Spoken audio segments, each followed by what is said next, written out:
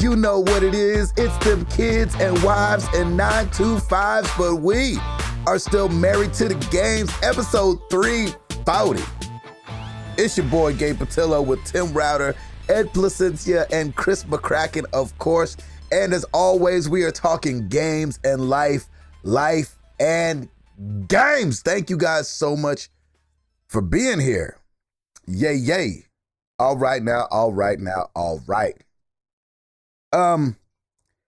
Tim, what's the dog's name? All right, I got some good news and some bad news for everybody. yeah, you do. There's good news? All right, good news. You got good news for us.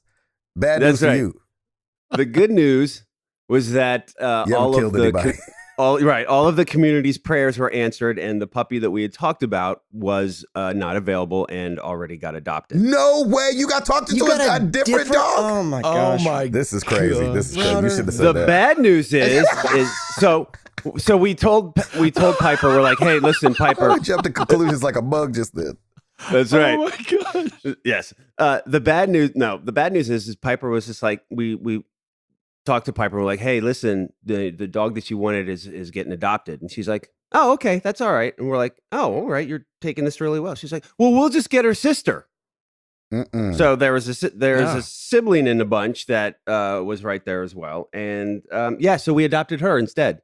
And so we're fostering this week. And yes, I caved. And wow. And yeah, it was one of those strong cave. It was right. It was a hugely strong cave. It was one of those. By Wednesday, we're going to be choosing your phone plan for you before you know it. Rather, it looks like you've got some dirt on your shirt. It says "Welcome." I don't know what that is. That's right, exactly. So you know what? It was Wednesday, and I'm like, you know what? Screw it. Yes, go ahead. I went ahead and paid the $50 whatever to do it, and we went and saw her on Saturday. You have to pay to foster now? Well, people should be grateful refundable. Give you $50 for fostering a dog. That's right. No, you get it back if you decide not to. And got you. You're in the trial period. Right. We didn't go the straight adoption because of Thaxton, because we didn't know how the dog would respond to Thaxton. We were going back and forth about it and be like, a second dog would probably help him out. I think he's just got anxiety all the time. Let's not worry about how the humans feel about it. So yeah, let's skip that. You need to get some ketchup and put it in your hand. Oh, the new one bit me. Yeah, right. Ooh, that's a good idea, Chris. Everybody's gonna be like, nobody cares about that. That is a great idea. Exactly. So we on Saturday we went back to the Petco, and they do this every week, which is amazing. This Proverbs 12:10 is the name of the adoption agency. They had a ton of dogs, really great organization, very thorough, and so we went back and saw the dog's sister, and Piper was obviously just over the moon, and we just decided to foster. And you know what? It's probably a good thing, because this week for us is spring break. Always the optimist. I love this. Yeah, right. No, I'm fine with it now. Like we're in a that's good. We're 5 days in. She's good. She's still puppy, so there's just a lot of monitoring, but she's going outside all the time. We've had very few accidents. And we're crate training her now.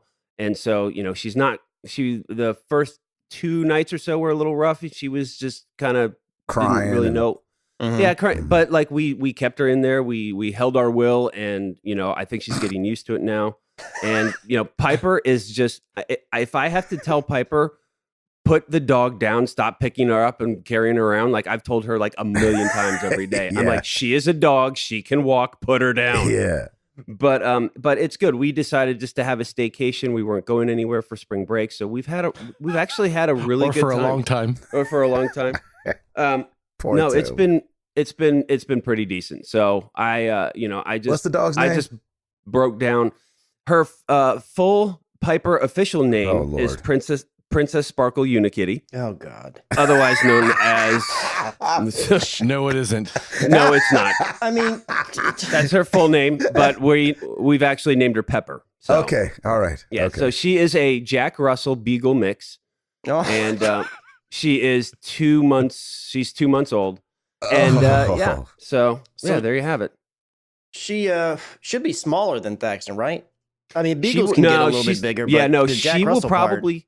Yeah, she'll probably be a little bit bigger. I'm thinking 20 to Really? 25 pounds. Thaxton is about 17. So I'm probably she's not going to be like remembering how big Thaxton is accurately. No, yeah, he's a good medium. You're probably size. thinking He's only of 17. pictures of Maggie. Maggie was bigger. yeah, Maggie was 30 pounds. But Chris, I don't know if you I never met Maggie. No, I'm You saying never just met pictures Maggie. of Maggie. Yeah, Yeah, but yeah. no, I remember that seeing Thaxton at the store. I remember what he looks Yes, like, but I yeah, think I'm there just you go. misjudging his size. That's okay. Yeah. Yeah. No, we are not a large dog family, but Yeah, we're not either. So yeah, so it's going well. I will say, like we went for an amazing walk around the development yesterday. It was such a nice day, and so that tired her out, and it's just it's kind of nice. We'll see how it goes. Thaxton's gonna have daddy issues because he's gonna be like you're gonna be introducing the family like this is Pepper, this is Piper, this is Thaxton. Be like, oh, He's why like, couldn't yeah, I get a P name? Exactly. But they're like it's funny because she like sneak attacks him, and so he's trying to establish dominance, and he just doesn't know how to do that yet. So it's all new territory for him. Must run in But the we're trying to give him as much love as possible, and he's doing really well with it. And so yeah, it's a new puppy. We'll see how this goes. We'll see how this Yeah. goes. But I mean, we're It'll be fine. we're obviously not going to take her back and be like, here, we don't want her anymore. We plan on adopting her, so we have to go back on Saturday, get the rest of the paperwork. She's not completely vaccinated yet, so we're in the process of doing that. But this organization like takes care of everything during the foster. If there's an issue, they'll pick up any vet costs. They've got they have everything put together. She's already chipped, and so it's good. And we've always gotten rescues anyway. So she and her siblings were picked up at a Target parking lot. There was a couple there that had these puppies, and they were like, hey, we can't take care of these, and blah, blah, blah. And so they were at a Target parking lot. And so one of the members of the organization was like, well, we'll take them. And so there was about 5 of them, I think. And so most of them were already either in the fostering process or adopted, and so she was like one of the last ones that we picked up. So yeah, so we're on our way. It's not like it's nice having a second dog. I think it'll be great for Thaxton. And honestly, like he's helping her. This is where we go out. This is your food. This is my food. Like, I think he along the way is going to guide her into a quicker house training, which it's already there. I feel like we're already there. Like she knows to go out but she's a puppy. So like every 2 to 3 hours, we got to take her out. Right. That whole holding process doesn't work, but she's like, even tonight, she's slept most through the night and no issues. And, she's in a crate, and we've always crate trained our dogs. What does that mean, crate train? Keep them in the crate when you're not there. Overnight, you keep them in the crate. Oh, Thaxton stays in a crate when you guys are gone? He does, but now we keep it open so he can, and he likes to jump on the bed and curl up there, and we give him flexibility because he knows the ropes and he knows what's up. So in the meantime, this one will be in the crate until she can prove to us that she's not going to do anything, and she'll sleep through the night. So I mean, it'll be definitely a couple months, and she'll stay in the crate, maybe even a year. We'll see. Oh, really? But yeah, so it's going really well. Like I said, it's been spring break. So I still have some work to do, but we're doing little day trips. We were going to go to Atlanta, but the logistics of it with the puppy and everything, we're like, just forget it. So we went down to Jackson Falls off of the Natchez Trace yesterday and hiked down to this little waterfall. The Natchez Trace. That's right. It's a like a highway that goes from Nashville all the way to Tupelo, Mississippi, and it cuts through just some really beautiful country. And so like 25 miles south of here is this awesome like waterfall called Jackson Falls, and you can hike down to it.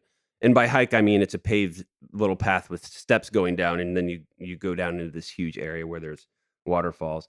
And we've been going to the movies, and it's been really fun. We haven't had to pack or worry about scheduling and everybody's down at the beach, and it's all cold down at the beach apparently anyway. So I know everybody vacates, man. Everybody, yeah. Everybody from Nashville just goes to 30A. So if you're down in Florida around 30A, sorry. Leave. Yeah, that's our people. Yeah, exactly. All of our people are down there. And we've been getting texts that like not a whole lot of people have been on the beach. And it's just, and we're like, oh, you know what? we did a good thing this year, so it's nice, and we were able to just relax. So on the gaming front, man, it is Far Cry New Dawn all day, day, and just having so much fun with this game. Really?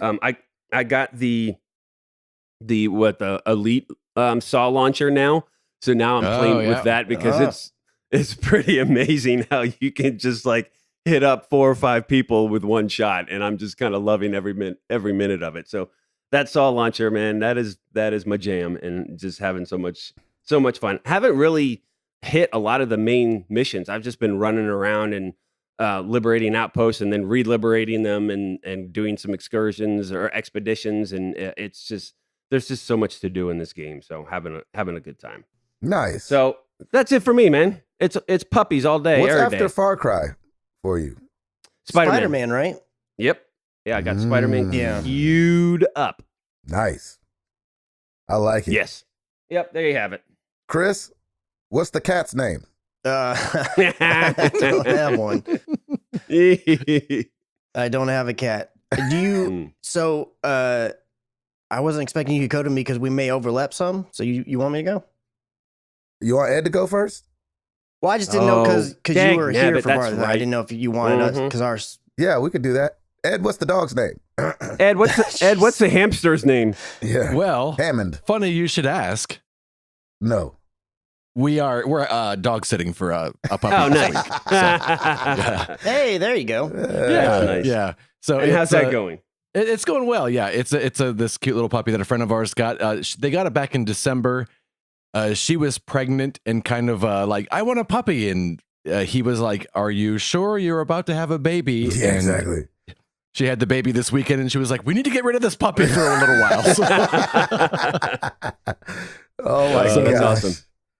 we have it for about a week, and then someone else is gonna take it for the rest of it. I think they're trying to get it for like 3 weeks, just have the puppy out of the house or whatever. So we have this cute little puppy running around. Puppy's on and, maternity leave. Exactly, That's exactly. right. So maternity vacation. So Sarah she's been dying to have a little puppy, Yes, and I know yes. she has. And we're just waiting for this cat to die. Basically, is what's happening. Poor my. Oh gosh. Yes. She knows. We've told it. Yeah. You have an understanding, right? As cats Yes. do. Yes. Exactly. That is Was amazing. The cat was it? Did y'all get it together, or like was it Sarah's cat before y'all got together? I don't remember. Yeah, we got it after we got married. Gotcha. Yeah. Okay. I love that was your understanding because that's exactly what cats would do anyway. I know exactly. Yeah. The cat was like, actually, that was my understanding with you guys. Right. Yeah. Either that was or I'm waiting going to for- murder you. Yeah, I get the house Right. when you guys die. Yeah. I was waiting for you guys to die. Get a richer family in here. So great. But so yeah, the puppy showed up last night, and it's been fun. We had guests in last week. They finally left. That sounds weird, but I mean it. On Friday, and so as Sounds a like you result, had it worse than I did this week, man. I'm telling you, man. Gosh. Oh, that was good, Ed. That was sounds really weird, good. but I mean It it. sounds weird, but I mean it. Oh, it's going to be a good gosh. episode. And it's a morning show. It's a morning show. Jeez. That's And, good, Ed. So Oh my as a gosh. result, Sarah and I did nothing over the weekend. Oh, Right. good. It was nice. We was just kind of like, my brother was like, we're going to go see Captain Marvel. And it was like, no, we don't want to Really? see anybody. We're just chilling. Wow. There's a new season of Arrested Development out. And so we started What? watching from the first Oh, season. really? Season 5? Yeah, season 5. Yes, it's a murder mystery. Who What? died? I'm not going to say. No, but are you enjoying it though? Because I need to catch up. I didn't even watch 4 yet. Yeah, me well, either. we haven't even watched it. We were gonna start, and then Sarah said, "Let's just start over from the beginning again." Oh, so we that's a binged great the idea. entire first Yes. season over the weekend. That's and a great idea. So it's, good. it's been fun, yeah. So I'm looking forward to getting to it. But it was a nice, relaxing weekend. Played a lot of Overwatch. Jumped in yesterday and tried out the new Baptiste, and he'll take a little bit of getting used to. Yeah. But it doesn't seem as daunting as, for me at least, a Doomfist did when he first came out, or still is. Doomfist is tough. Yeah, he's really tough, and when people get him down, They're really good at it. Yeah, exactly. Yeah. Other than that, been playing the Watch Dogs 2 as well. And then this weekend, I decided to hop into the Division 2. Ooh, And good. I kind of hopped, just watching everyone talking about it. Yeah. I was like, you know what? I think I want to hop in. And so I played, I think Friday after our guests left, I played about 5 hours. Nice. And got to level 4, I think.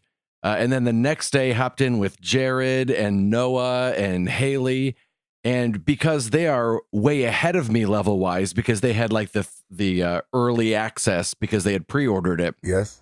They were way ahead of me level wise. And as a result, by the time we ended, I was like level 17. Oh, wow. Nice. Look at you. Because you were able to do such high level things. Is that what you're saying? Exactly. Yeah. And then while I'm with them, they bumped my level up to like a level 15 or whatever. Wow. To kind of like, but as a result, had playing with them, I had skipped story missions. And just kind of, I wasn't really playing it in the order the game meant you to. Mm-hmm. I was jumping into zones and areas that I shouldn't have been able to go to. Oh, wow. Just Gotcha. because of my low level. And then as a result, when I went back to play by myself, I was like, you know what? I'm going to go back to these first early missions. Mm-hmm. I could not play them by myself. It was so hard. It was really? And even though it had scaled back down, I was a level 17 now all of a sudden instead of a level 4. Oh. And it was So are the enemies level 17?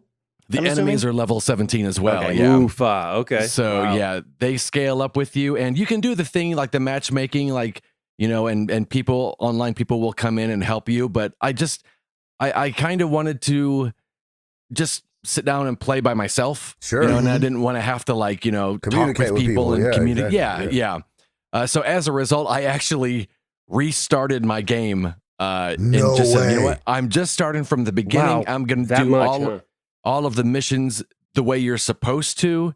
If people want Wow. to squad up, I'll hop into, because you can have multiple saves.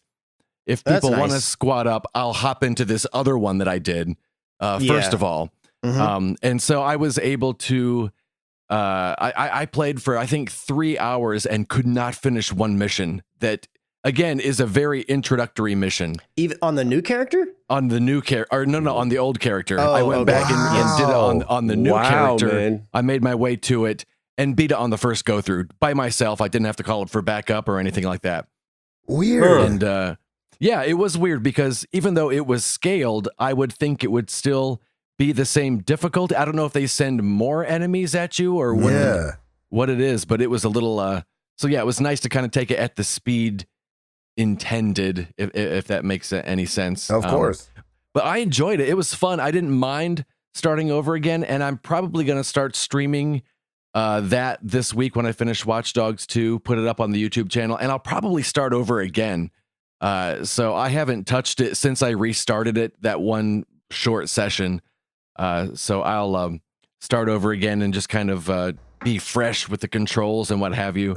But yeah, I really like it. It's a lot of fun. It was really fun playing with people online. I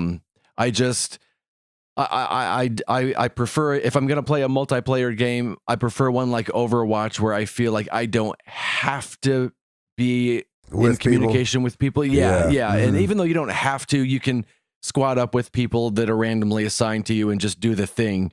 Sometimes you just want to go in and just play a game on your own and not just kind of veg out and not worry about anything. And you didn't play the first one when it launched. You played it late, right? And you just correct. But you are really enjoying this one. Yeah, I really am. Yeah, Nice. Yeah, it's a lot of fun. It's. I asked Jared, who I was playing with, because I think he said he platinumed the first one. Oh wow, I could be wrong. But I was like, this seems so similar to the first one. Is it quote unquote better, or is it just this? Because to me, it just feels like the exact same game, just in a different city. Oh, interesting.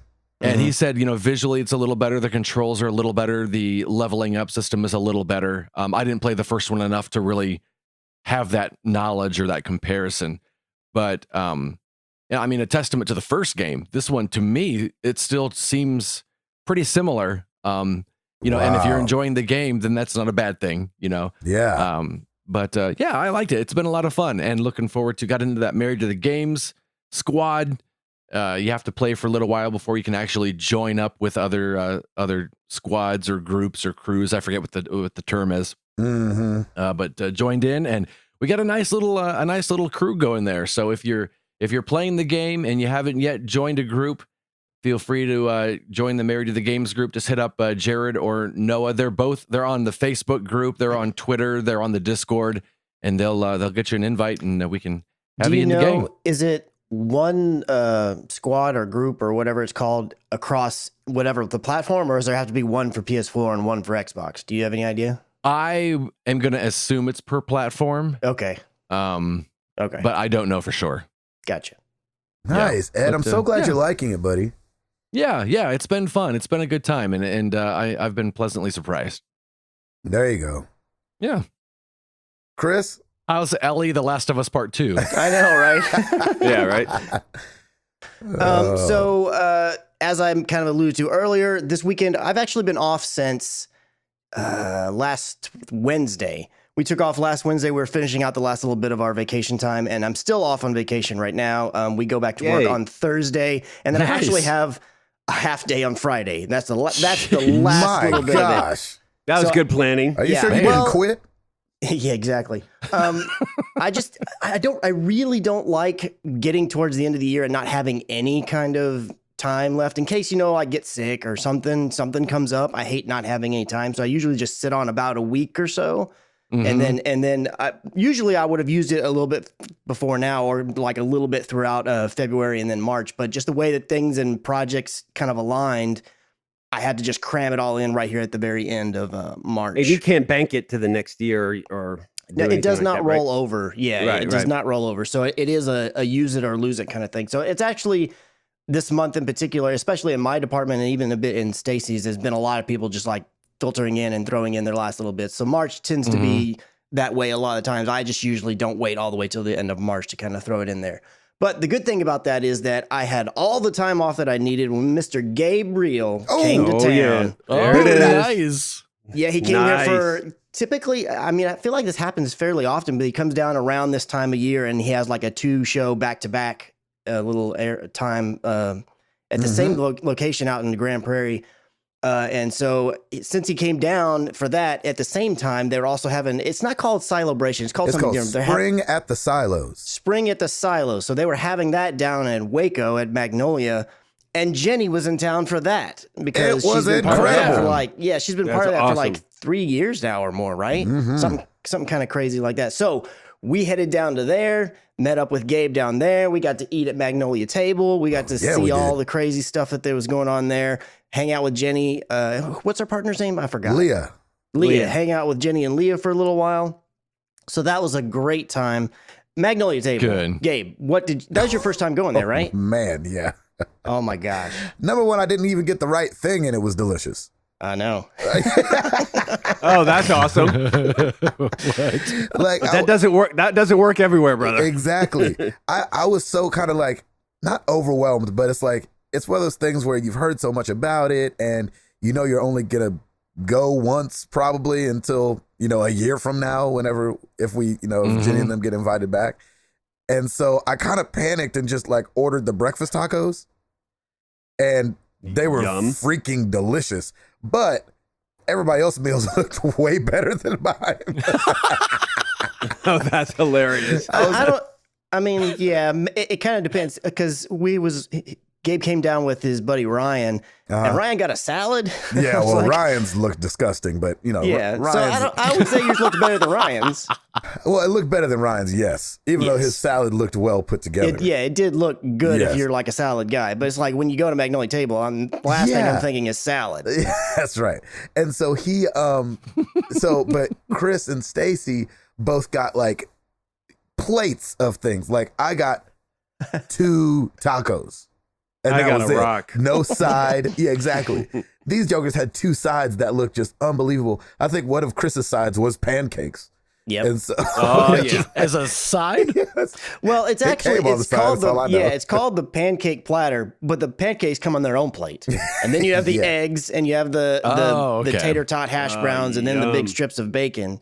And then Stacy got like the ham sandwich, croissant sandwich that she tends that to thing get. looked that's ridiculously They came with a awesome. bunch of stuff as well. That's what I should have gotten. Yeah, Was it was good Stacy's. stuff. Oh man. So anyway, yep. Go That- ahead. Sorry, I yeah, thought it was my that- weekend for some reason. I No, was go, like- go ahead. I and mean, moving on that to what I've been playing. that Yeah, place you guys is, can go that back place and is forth. amazing. So if you ever go down there, you need to go to Magnolia Table. You just gotta give it a shot. It's so well put together too, and it's in a building that I think has been there since like 1916 or something like that, or 1912. That's cool. some historical, like they changed it up and like refreshed it, but the waitress lady was telling us they couldn't do too much because there's certain things you have to do because it's like a historical building or something like that. That's Oh, right. yeah. So, but it's a really, really cool place. And then got to go to the show that Friday night, and I invited, Gabe was able to get us a few extra tickets, so I invited my brother, his know wife, and our somebody. little nephew. Yeah. And they got a guy. They had not been. So typically when Gabe comes to town, it's my mom and it's my sister because they're, listeners of the show and we do all that kind of stuff. And I was like, this time I think I need to branch out a little bit and see if, maybe one of my brothers wants to go to the show. And luckily they were available and they came to the show and they had such an amazing time. They were Really? oh my I was gosh. hoping so. The seats were great. Obviously, I mean, being hooked up by Mr. Gabe, they had such a great time. They liked all of the acts. My little nephew in particular was like amazed. And then after the show, being the gentleman that Mr. Gabe is, he's like, oh, well, here, come on backstage and check this out. And my little nephew's just wide-eyed the whole time.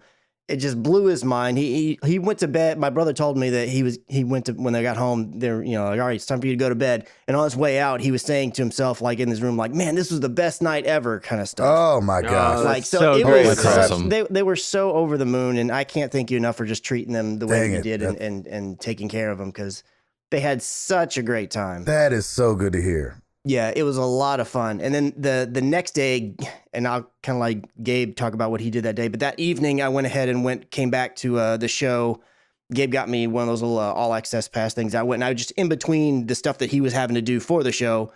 We would just hang out backstage and chat a little bit more. Because even though we did spend a lot of time together that day with running around to Magnolia and everything, we didn't get a lot of like just hang time where we could just chat and whatnot. That's how I felt too.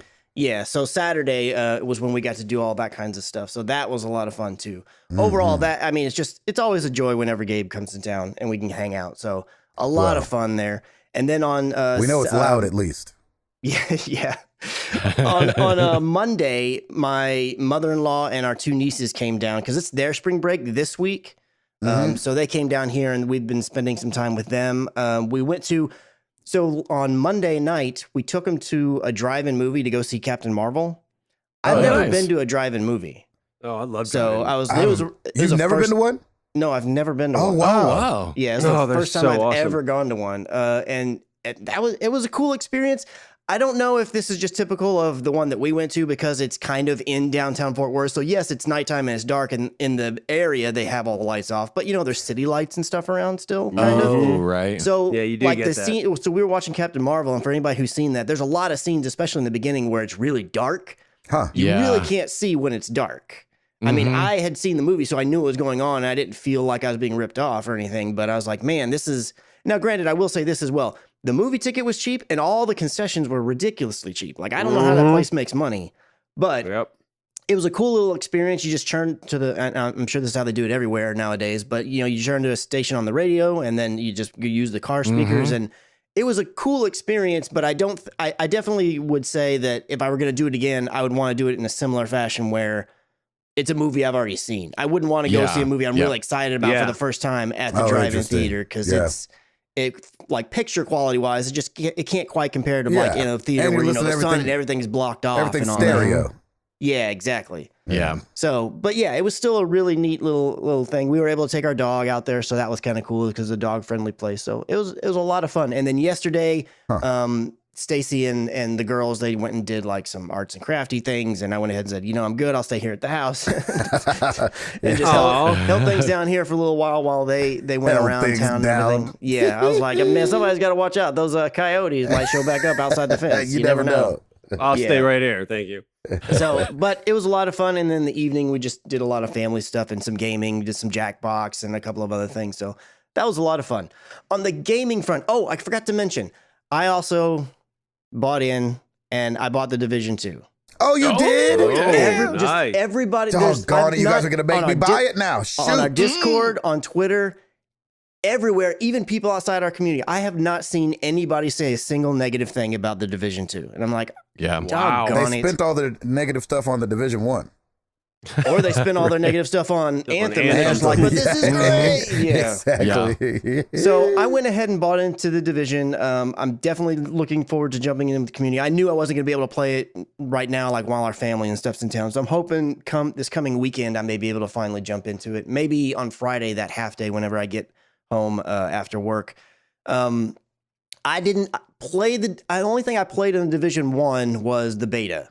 But I played it pretty extensively, so I feel like I had a good feel of what the game was, and it just wasn't enough to entice me to want to buy it. Of course, back then I was also playing a lot of Destiny still. Yep. So I was like, all right, well, these are very similar, and I feel like Destiny's better. And I tend to lean a bit more towards the first-person side if I have the option of between two games. So now I'm not really playing Destiny, and I don't have anything. I kind of missed that game where it's like you squad up and you go complete missions together kind of thing. And since so many people are playing it right now, I was like, all right, I'll go ahead and do it. And I had still credits on PSN from Christmas. So I went ahead and bought it, looking to jump in. I don't know if I'm going to run into the same situation as Ed, because I'm not necessarily looking to play. Like, I don't care at all what the story is of the Division. Like, the first one seemed nonsensical to me, and that's not like necessarily a knock. Like, I'm not trying to bring it down. I'm just saying, like, I just didn't care. Like, it wasn't anything where I was like, I still don't understand why it's like there's not zombies, but like there's some kind of infection. I don't know. I don't really care. So I asked some people. I was like, hey, I see this issue that Ed's dealing with on the leveling thing, and then things being harder. I was like, is it a big deal or not? And they're like, well, if you're wanting to go back and play on your own and get story missions and learn stuff about the story, you'll run into some stuff like that. I was like, oh yeah, I don't care. I really am. I'm literally just buying this game to play games with people. That's cool. So I'll be totally fine, I think, if I just go on and play it that way. So I'm looking forward to jumping into that. However, I will also say is that basically the day after I bought it is when the Apex Legends Battle Pass dropped. No. I mean, I bought that. And then it's what does that entail? Exactly. All the battle pass is that you can, it's just a bunch of rewards that you can earn. Now there's so many so it's like from level 1 to 100, and just playing during the season, you can get stuff out of there for free. Like, you don't have to buy the battle pass. There is free stuff that will drop out of it. I think. Right. Let's say if there's 50 things, maybe like 10 of them will be free. But there's other things that you can earn. So if you purchase the battle pass, you get access to all these other things that drop, and they're only available during season 1. So, when it comes to season 2, when it comes to season 2, you wouldn't have been able to have got that if you didn't get it out of season 1. Like, very kind of similar to Overwatch when they have their seasons, which is a little bit less, but you get like these specific badges if you reach a certain level in competitive during a season. You can only earn that badge if it's in season 1 or 2 or whatever. Like, you can't earn it in a different season. It's kind of a similar concept. My understanding is that I know H1Z1 had a battle pass, and my understanding is that Fortnite and probably every one of the battle royals has a similar thing like this. But I've played so much of this game. It's like, and I was the same way with H1Z1 when their battle pass first came out. The battle pass is like $10. They have a more expensive version that comes with not a few more things, but it like auto levels you up to a certain amount and gives you a few more things if you want to go that route. But $10, I was like, man, I've already put in probably over 100 hours or close to that in this game just in the first month it's out. So to me, it was fine. It was worth it. And I did see that the new songs for Beat Saber dropped. I have not bought them yet. Yes, they did. Oh, that's but I'm definitely looking into getting that first song pack as well. So that's something I'm wanting to jump into. But at the moment, when I've been able to squeeze in a little bit of gaming, it's been just Apex Legends, a little bit here and there. Planning to jump in the Division, like I said, and I did download my update with Batiste for Overwatch, but I have not jumped in to try him out yet. So hoping to do that here pretty soon, maybe this afternoon, because I think our family's going to be heading out about mid-morning, midday, somewhere around there, and the rest of our afternoon is pretty free and clear, so I'm probably going to be getting in some stuff over there. And that is it for me. Man, I'm so jealous. Oof. I want that dog. You want another dog too? No, wait. Yeah. No. Oh, you want the cat? No. Yeah. Oh, you want to get the monkey? He has his litter already. He's there fine. We go. Yeah, exactly. Yeah, I had the exact same thing happen with me too, except with a kid. So. That's And how did you get here? Oh, that's right. Parking lot, Target, I go. think my mom bought me a book about this. That's right. Amara wanted another brother. Exactly. Jenny has tried that on me, but by the way. It's like, Amara said she would love a sister. I was like, well, Amara needs to get 3 jobs like Daddy's got. Oh, please. I got the same thing from Lauren. It was like, well, we can't have any more children, so why don't we just let Piper dog. have a baby brother or sister? We're like, oh, God. Here's my $50. Let's go. Exactly. Yeah, man. All the things that Chris said, Texas was really, really so fun. awesome, man. Yeah. I mean, just that, God was so sweet to let it all line up on the same weekend. The fact that Jenny got to be there. Yeah, it's really cool. And everything like that. And it was a short weekend. And boy, I tell you what. Do you remember how we came off of episode 300 weekend? And like just your energy had been spent. Mm-hmm. And so, so where we are in Grand Prairie down to Waco is about an hour and a half. The first day me and Ryan Stevenson go down, it's great. Walk around in the sun. We're with Chris and Stacy. It's awesome. I get to see Jenny for the first time. She's looking beautiful. She's happy. She's, they're selling things. That I mentioned, the weather is perfect. And is it like a Main Street festival, by the way? It's exactly like that. Okay, yeah, it's like vendors Where and vendors set up. cool. Yeah, I think there's 80 vendors. Oh, that's nice. Yeah, nice. plus Magnolia being there, and so and music. That's and really everything. cool. Yeah, it's very awesome. And then food trucks and all that stuff. There's this place called Alabama Sweet Tea. Woo! Oh, so snap. you found them? I could never find It that was food truck. inside. It was inside in the on the ground. You know what? That's right. We mentioned that might be where it was. Okay. My goodness, that sweet tea is good. Anyway, and so and then we drive back, do the show, and that's day one, and get to talk with Chris and his family. It was awesome, and you kind of wake up the next day. I had already told like literally there's only 6 girls on this tour.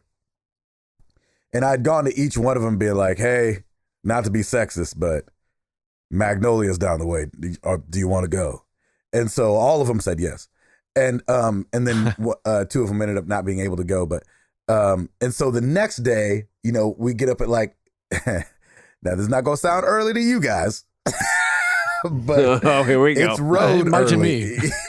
It will to Ed. Chris and I know. Exactly. So we get up at 8:30 the next morning, which that's early. hey, thank you. On the road is super early. Because you don't go to bed till like 3 o'clock in the morning, 3-4 o'clock in the morning. Right. Because you just stay up talking and just being girls. And so That's right. we have to get up at 8:30 the next day, and I'm taking this, gaggle of ladies down to Magnolia, and there's like 3 of us fellas. And we were gaggling as well. And of course. Lots of gaggling going on.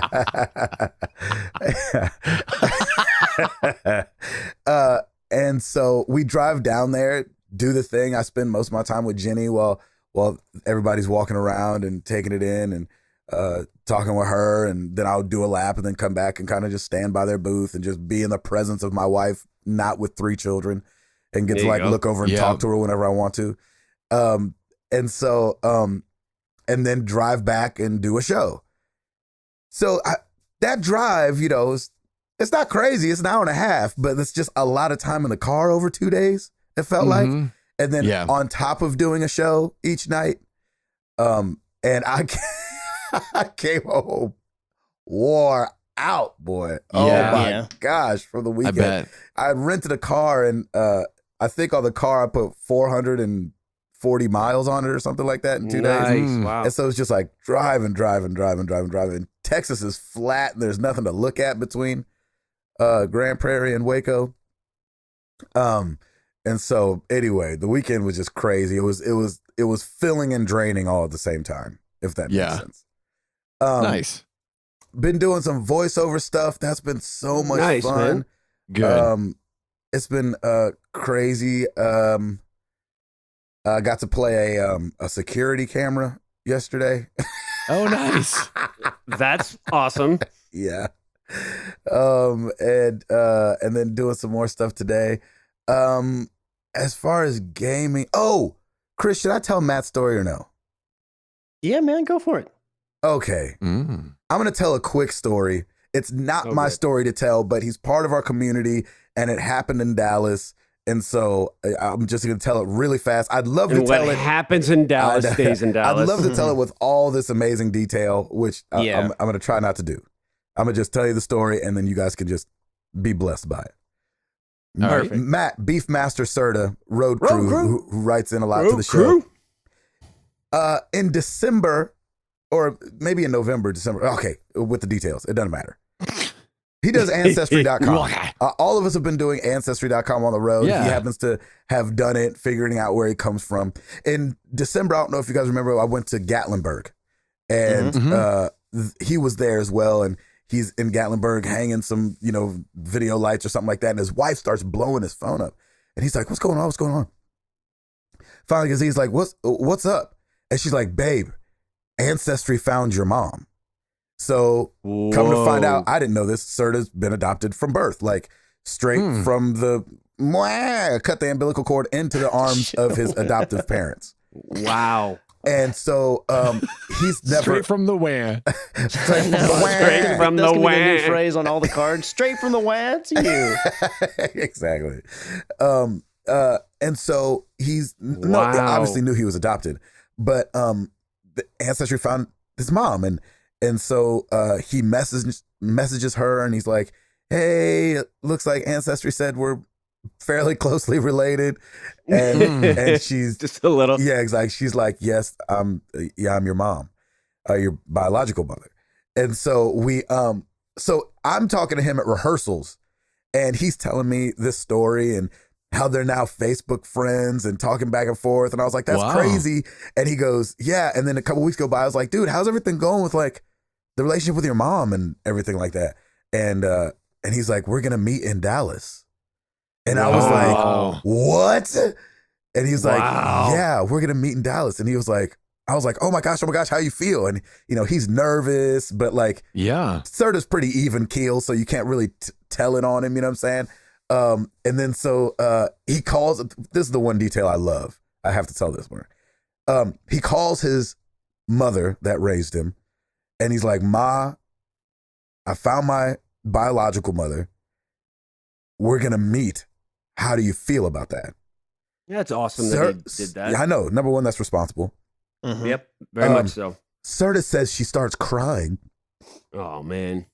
and says, you tell that woman that I love her. And Oh, my thank her gosh. for letting me be your mom. I was like, I'm not crying, you're crying. Nope. I got a little something in my eyes. Wow. There's something in my I eyes. was like, what? Like, it couldn't be a more Disney Oh, like my thing. You don't gosh, yes. usually hear that it goes this well. And so in Dallas, I of course I missed it. I wanted to be there. But in Dallas, I'm down at Magnolia with Jenny. But he meets his biological mom, and he says they hug, and she just wants to like look at him, and they talk and they catch up for a couple hours. She's, I think they went, away from the venue for a little bit and ate or something like that, or got coffee, and then Did she came come back to the show at least? and then she came to the show. She came to meet Oh, and greet. awesome. Did she Oh, really? my Yeah, gosh. and, she had no idea who Toby was, which was kind of fun. And That's so, hilarious. I was like, she was towards the end. I said, Toby, this is Serta's birth mom, and so it was fun for them to get to talk because Toby's adopted 2 kids, and so and I was just kind of asking her like, how did you feel about the whole thing? And she was like, well, you got to just understand from my standpoint. She goes, I was actually having a party at my house when my phone notification went off. And she was like, I didn't even know half the people in the house. So how do I explain this? And I just took my phone over to my husband and I was like, look at this, gotta like, Yeah. Wow. Ancestry linked me up with my son. Wow. So, it was that thing long time ago. This happened with Jenny's mother's mother, got pregnant in high school out of wedlock, and they kind of like send you away so you don't embarrass the family or whatever. I don't know. I don't even know what it is, but I think it was that kind of thing. Like, young mom, probably not ready just yet. And so, and it like, it's not over. It's not like happily ever after, but it's like, man, they met and it went really great. And he bought a button-up shirt for it. Yeah. That's amazing. He trimmed his beard. I love that detail that you Yeah. threw in there. Yeah. Wow. And so big shout outs to Beefmaster for Yeah, man. that's You're a hurdle. incredible. That shirt, man. I saw the pictures. It's a good looking shirt. So anyway, I asked him, I said, Serta, can I tell your story on the podcast? Mhm. Oh, and, man. cool. And he was I like, love yeah. that. And so I'm doing it with permission, but I just wanted to share it because he's part of our family, and Sure. our family just grew by one. So Yep. That's Hey. awesome. yeah, I love it. I love it. I love it. So anyway, That's so cool, dude. Oh Yeah. my gosh. Thank you for sharing. That made my morning. That's no awesome. problem. I it. love the reaction of the adopted mom. too. I Just like know. That was that's what just- got me, boy. I was like, that is oh. spirit filled right there. I was like, I this mean, is you can't, Hollywood here. yeah, you can't get any better than that. Mm-mm. That's awesome. On the gaming front, on the road it's tough. So I didn't play anything this last weekend besides Clash Royale. And then just while I'm home and got some internet, man, trying to get on this Apex, and it was frustrating last night, boy. Shoot. Uh-oh. It was What just happened? just time after time. It was like, it'd be only two of us dropping in, and then just me by myself dropping in, and people were dropping out left and right. And then people would have microphones but wouldn't communicate. And then, they're not really using the thing. And, when you're getting shot at all of a sudden, it's hard to spin around and be like, right there, right there, right there. Yeah. So if you have a mic and I can see that you have a mic and I can hear you breathing, why don't you say they're over there? Yeah. I see that microphone icon blinking. Exactly. Northwest. In your mouth breathing. Yeah, exactly. And your music in the background, which is a huge, Yeah, that's I can't stand that. mute. Dude. Mute that. Don't even. Get me started. And so People playing DJ on the. Right in the middle of a game. Hey, I want to hear this. I think you all do too. Everyone does. Oh man! So unless it's the Married to the Games podcast, you don't need to have anything playing in the background. And so I was just I'm trying to figure out if I just suck at the game or the hitboxes for me are still a little weird. I don't know if they've updated that, and It was part of the last patch. I think was some address to it. I don't know if it was the final or just like they're Gotcha. tweaking and just testing things. I'm not sure. Yep. So, Gabe, is the tour over? No, we actually have a long run coming up this week. I was going to say, Tomorrow don't for you have Dayton and Pittsburgh and Newark and Wilkes-Barre, which I've never heard of, Albany, No, I haven't. Philly, Rochester, and Columbus. So I'm going to be gone for 10 Wow. days, only 2 days off in there. So it's like show, day off, show, day off, show. So next week I'll be podcasting from the road. And I was going to say, you're not coming back. huh? You're not coming back then. No, not coming back in there. Yeah, you're out there the whole time. That's Wow, right. it's crazy. If you're the type, Gabe, to scream the name of the city from the stage, it's Wilkes-Barre. No, it's not. Yeah. Yeah. Yep. Barry, Barre. Wilkes-Barre. They pronounce things really weird there. Wilkes-Barre. It's a They big do not spell things how they're pronounced. No, at no. all. Everything is like Dutch Quaker in that area. So it's Oh, very weird. shoot. Where I grew up in Philly, it was called Ballackinwood, and Kinwood was spelled Cynwyd. Oh, Okay. wow. Well, we're gonna stick Yeah. with PA. Yeah, we'll go. There we'll you go. go. Well, Yeah, I what stick up, with PA? hey. Exactly. What up, Amish? I usually go with I was in right outside of Philly. That's usually my town. Because if you say Ballackinwood, they're like, I'm sorry, is that the language? They're like Gesundheit. May I see your passport, please? So we're gonna be up in the great Northeast. Hit it. It'll be so we're gonna get some cheesesteaks going on, and Yeah, buddy. we have 2 days off in New York, and so that'll be nice to Oh, nice. try to find something to do. And so maybe I don't know, maybe we podcast on Thursday next week. It's a day off, and I can be in a hotel. I don't know, or when. Yeah. No worries. You just let us know. We will work around it. Well, I want to be Or- sensitive. Or kick you off, either one. Exactly. Yeah, so Gabe couldn't make it. That's right. He just couldn't Ever because we again. we didn't want him to. Doggone it, he's still on the road. Couldn't make it. Yeah, exactly. Oh man. awesome. So yeah, that's it. Still enjoying Apex. I'm kind of like I'm floating in that just finished Far Cry 5 You know, the thing where you're like, okay, I don't know what I'm doing next. So I don't know if I want to go right into Far Cry again. I did like give a little side eye to Detroit. I was like, I mean, I could play Detroit. Oh yeah, I forgot you never did. Yeah. And then, so yeah, I don't know what I'm gonna do. Or I could pick up Kingdom Hearts because it's coming to the end of this tour, and I told the kids we would play that. I'm not picking up Anthem, so yeah, we'll see. Man, oh man. Router. Yes. You got it? I surely do. Well, let's do it!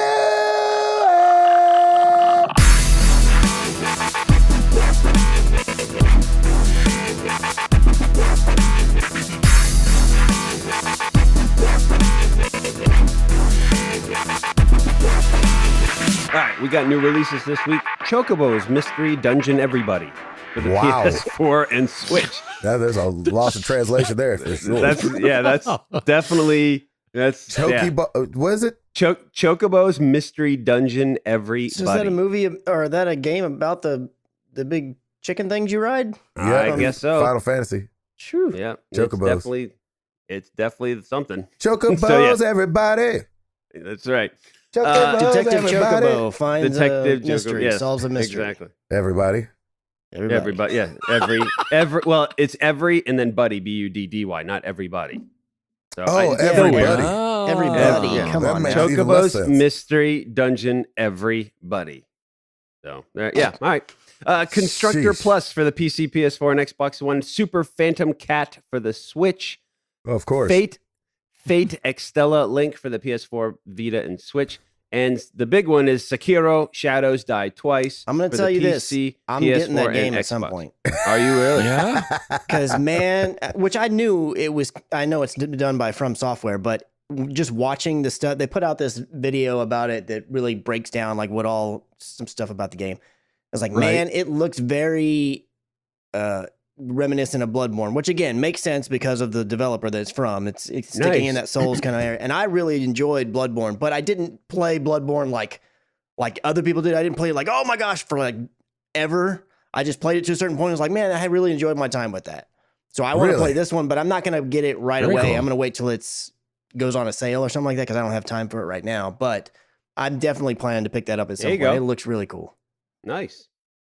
That's it for new releases. On the Oops side, Nathan Dugas, Vita is actually missing 4 buttons from the DualShock: L2, R2, L3, and R3. That's true, Unless you count they can't push in, huh? Yeah, they're not clickable. Yep. The sticks aren't. Oh, I didn't know that. Some games like Destiny, Second Son are configured to work well with the front touchscreen and or other layout changes, however. And then Hollywood Bones. This is not Spencer Stapleton's first band. He was actually banned in episode 281, Utah Weirdness, at around 1 hour 50 mark. But you know who's tracking. You know what is how fast he replied with that. Was crazy. I know. Yeah, he came real hot with that. I was like, all right, Rain Man. Ed was like, tier 2 patrons. He was like, back at 281. You're like, I didn't even finish the. I know, right? There's so many times I can't remember. I'm like, man, we said something in a show. I'm just going to start messaging him. Hey, when did this happen? I know he's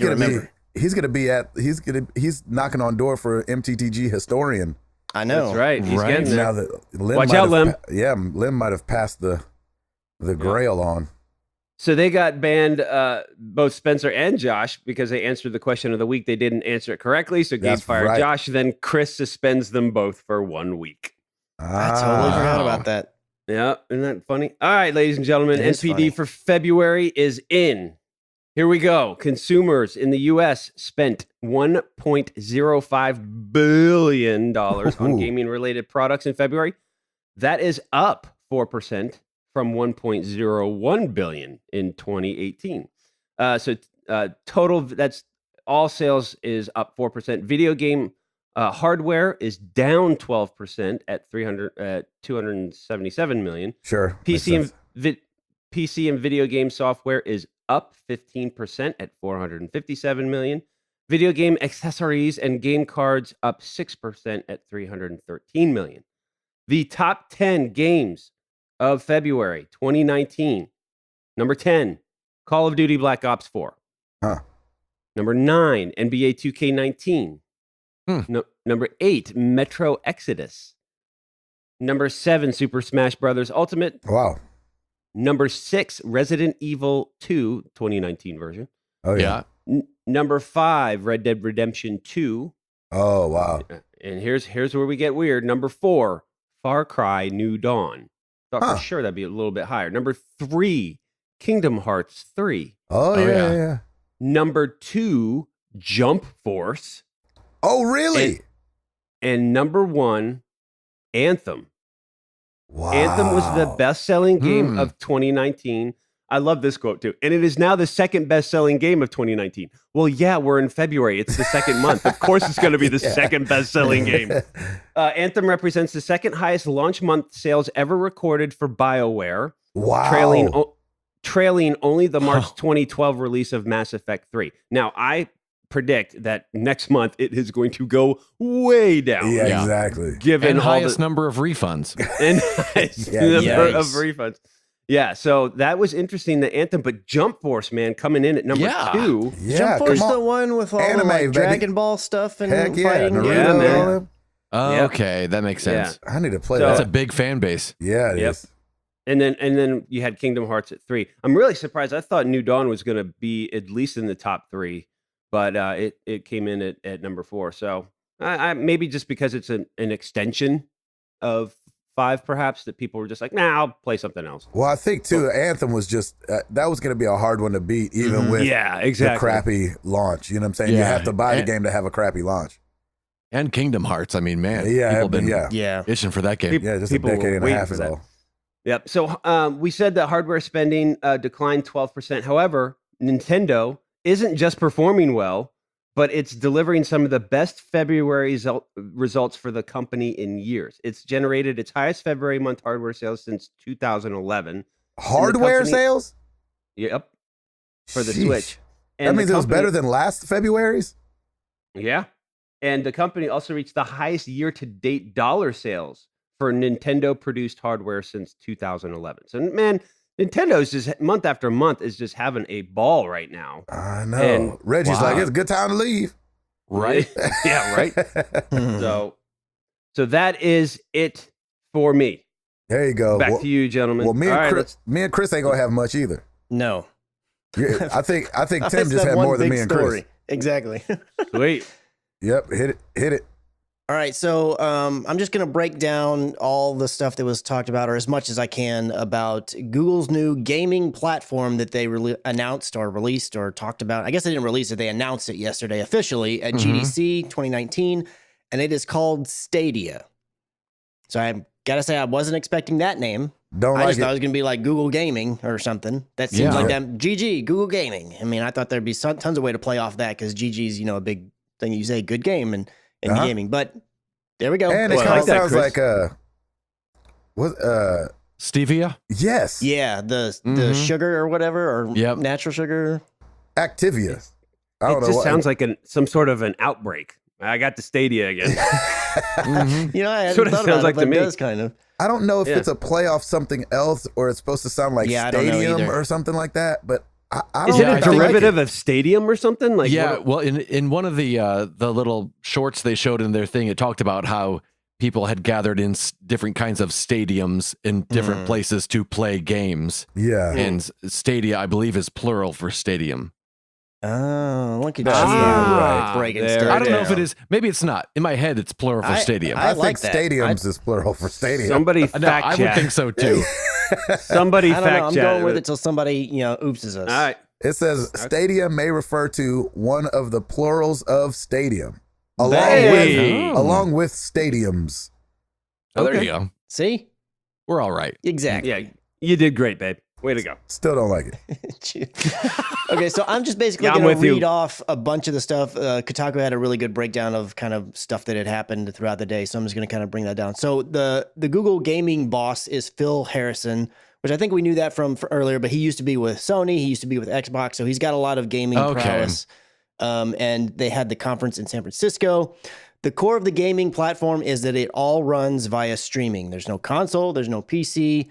You don't have to download games, and you don't run anything off of a disk.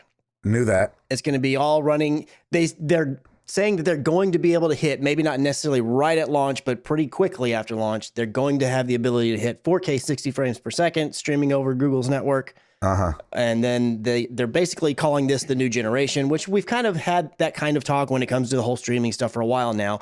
But basically, considering that they're only going to be doing streaming, they're like really pushing this whole, like, this is the next generation. This is how gaming's going to be going forward kind of thing. And this is their big play. They're also going to have a controller. It is rather similar looking to those 3D renderings that were done based on the mock-up. Yeah, it wasn't too far. Yeah, it's pretty dang close to that. It's the controller works off of Wi-Fi. So real quick, let me back up. If you're playing on a PC or, in some type of desktop style computer, you can use any controller you want. You just plug it in via USB. So it can be an Xbox controller, a Pro controller from the Nintendo, the DualShock 4, whatever you want to use. Any of them will work. However, they say that their controller will be one of the ones that works best because it has a few buttons and features that it can access that's part of the Stadia stuff that obviously like a DualShock 4 or whatever doesn't have. They do have a capture button that will just send your captures directly to YouTube. They didn't talk about how large of that capture would be, but they have that. They also have a Google Assistant button. So if everybody that I've talked about this in the past, if I run into something in the game and it's like, oh, this is some weird puzzle I can't figure out, I'm just going on over to YouTube. Well, they're kind of trying to stem that. They're like, look, you can just hit the Google Assistant and the Google Assistant will basically tell you how to solve that puzzle or whatever. I don't know. It's going to be just voice. So I don't know if it'll be like, pull this lever over here on the left. And I guess that's just going to be it. But that's kind of how they're wanting to do it. It looked like in the example that it was like, here are the top results for that. Yeah. And so it might, did it? Yeah. Okay. See, I was jumping in and out of the stream because I had family here and I didn't catch that part. I did see it looked like almost like something got highlighted in the game. I was like, the guy just be showing that. There's no way that this Google Assistant's going to highlight what you need to do in the game. That would be nuts. Yeah. Unless it's a game that they built, I guess they could put that kind of stuff in there. Right. They are going to be having first party games. It's going to Google Stadia Games and Entertainment. They will be making games specifically for Stadia.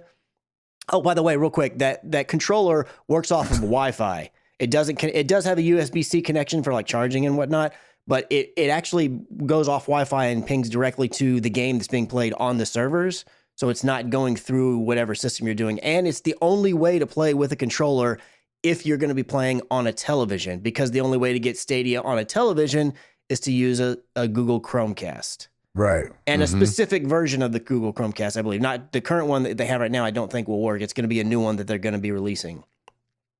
There was no mention of any kind of pricing. There was no, they did say that it's going to launch in 2019. And they did say in the summer, they're going to have way more information. Now, summer, Gabe and I were kind of chatting back and forth. They're like, I wonder if summer means E3. They actually were asked that question, or Phil Harrison was, and he didn't specify. He just said, we'll be talking in summer. So don't know if that means that Google's going to have a big presence at E3. That could be kind of cool. But That'd be really cool. See. And that'd be different, huh? And don't you think that if it wasn't E3, they would have gone ahead and say no? Like everybody else is saying no. Like it's the popular thing to do right now is to say, no, you're not going to come to E3. Yeah. And so I feel like if you're like, hey, is it at E3 you're going to be at? And they're like, in summer, we'll tell you. And you're like, oh, okay, so maybe it's E3 then? In summer. And you're like, why wouldn't it be E3? Yeah, I don't know. I mean, that's solid line of thinking, but at the same time, it's like, I don't know. I could totally see them just doing their own thing, because all of this was very much showing how they're like, we're going to do all of our own thing and we're going to do it our way and everything. I could see them totally, their first one being like, we're just doing our own thing in our own event. I don't know. Who knows? They did go ahead and they're teaming up with AMD to build graphics cards for the server side stuff. And they made a big to-do about how Stadia is going to be capable of producing 10.7 GPU teraflops, which they said is stronger than the Xbox One and PS4 Pro combined. And they're also going to have the ability to stack them if they want. Right there. So the Xbox One is 6 teraflops, and I think PS4 Pro is 4.2. Yes. So it'll be coming in right there at 10.2. Yeah. So I mean, yes, it is just going slightly above, but they get to make the claim that they're going to be doing. So there were a couple of other questions, obviously, that people have, like, all right, this is streaming. What kind of internet are we going to need for this? Yeah. And so Phil Harrison basically came out and said to get 1080p 60, they're going to require a 25 megabit per second connection or faster. They said they actually can, in fact, get it lower than that, but that's what they're going to list as their minimum. Up and down? It does not say up and down. It just says 25 megabits per second. My assumption is that that's going to mean down, because usually if they're also including up, they mention up because so many people don't pay any attention that are not tech people don't pay attention to upload speed. So the fact that he only said 25 megabits per second up. Yeah, but I mean, I don't think it doesn't take as much, like when you're downloading the game and all that data, there's way more traffic coming down the pipe than there is just your controller movements going the other way. And if you're using the Stadia controller, in theory, that should be even quicker because it's going straight there. It's not going through your system to there. It's just directly going to there through the Wi-Fi connection, but who knows? But because he didn't mention upload, I'm going to say that they're only talking about download speed until otherwise specified.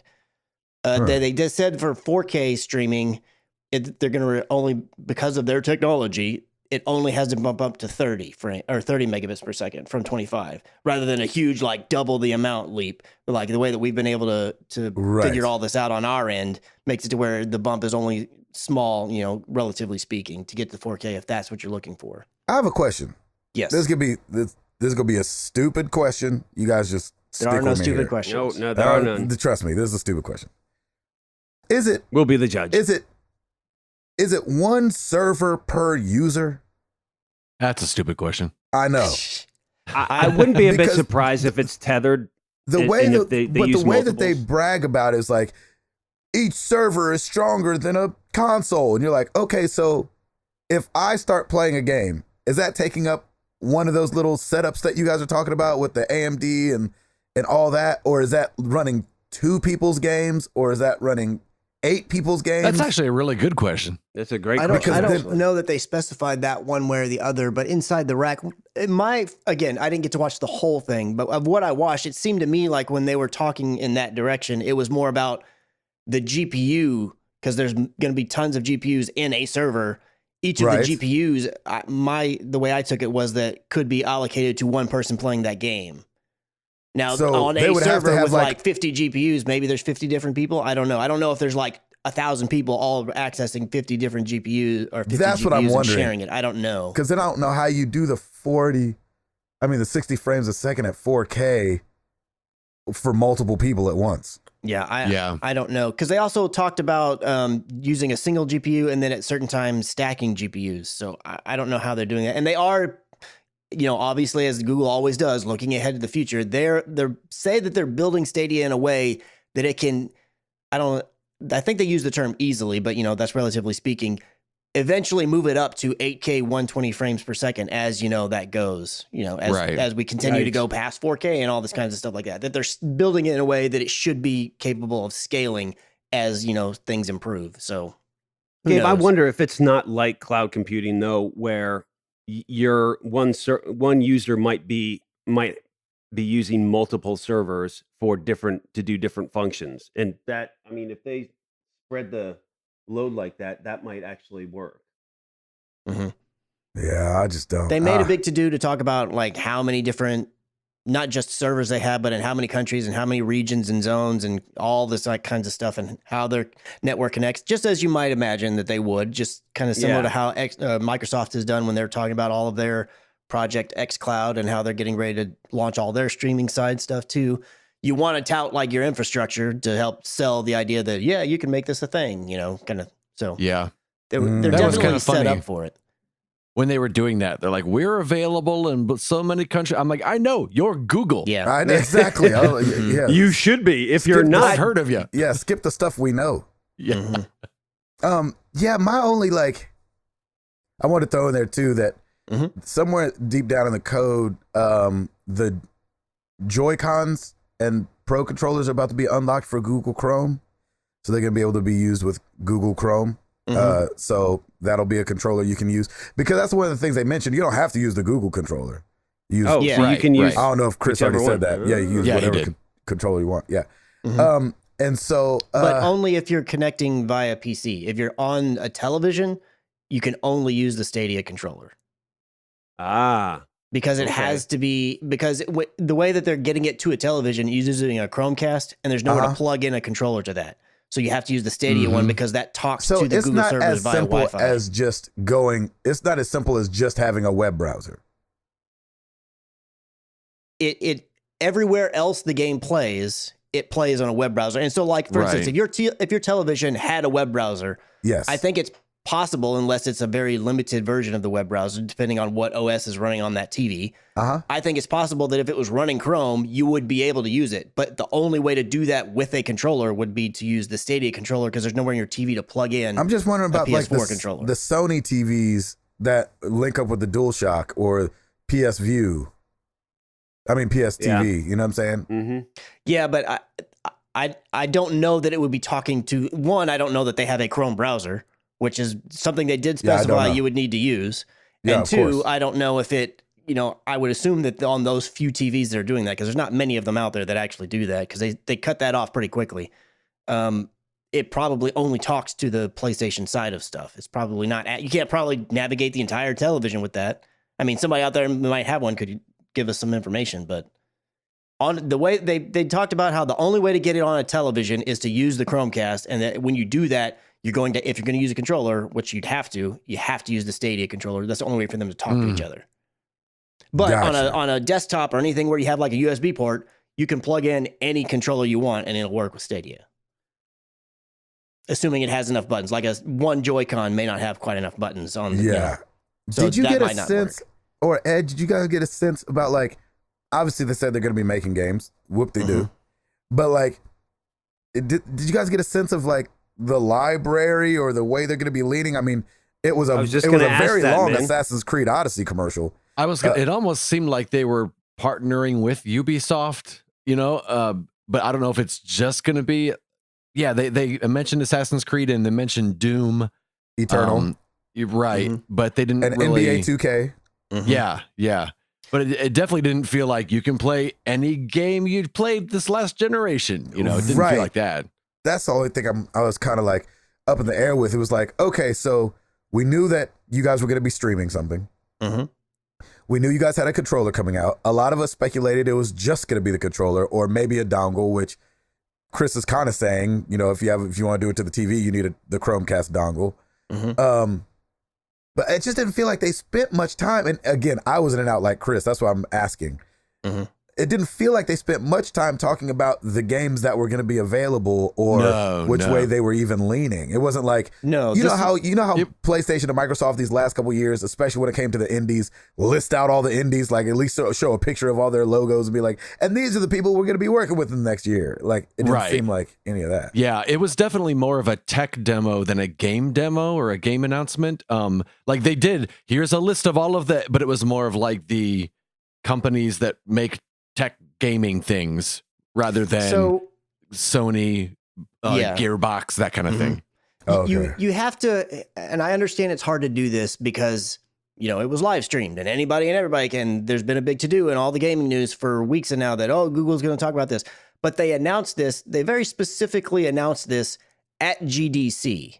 So this really is about like, hey, developers, yes, we're legit getting into games. Yes, here's all the different technologies. Like they confirmed that they're going to be working, that Unreal Engine is going to work on it as well as Unity.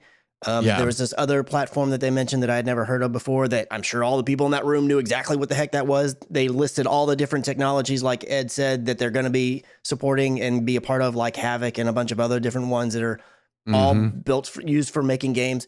I don't think that they ever intended this to be like, we're laying all our cards on the table, bam, here it is. So it wasn't surprising to me that they didn't give a list of exactly which games or exactly which companies of games, all the ones they were going to have. It didn't surprise me they didn't list pricing. I kind of didn't expect that. I also didn't expect it to launch in 2019. I thought it was possible. I wasn't shocked when he said that, but I was like, I could see this be like, they just pump it up all year long. And then like first thing in 2020, bam, it's a thing.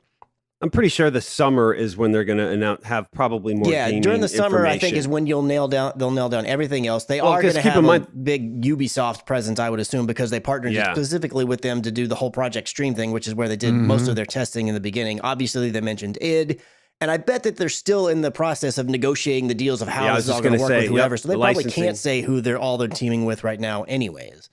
Yeah, I'm sure all that stuff will be hitting in the summer. If they're going to launch in 2019, it's probably going to be in the fall, so they need to get all that stuff out on the table. I'm assuming. I do love that they are partnering with Ubi, and I think that's a good thing. That definitely gives them a little bit more credibility, and if anybody can can do it, I think they could. I just want to know what. All right, so what do you got? Like, that's great. We basically have a streaming console made by Google. Now what? Like, yeah, I think give me this stuff. Platform. What's hard is that platform. What's hard for me is that I guess, and maybe because I was part of Project Stream, and so that was obviously the backbone of what this is becoming. Right. It's hard for me to envision what it's worth. So is this something where it's like it can kind of be in the realm of $120 a year, kind of like Game Pass? Does it need to be like more of a Xbox Live amount? Is it going to be ad based? Is it going to be tiered? Do you price it for now or do you price it for the future? Because if you launch it with like 5 games, then $120 a year is going to feel crazy.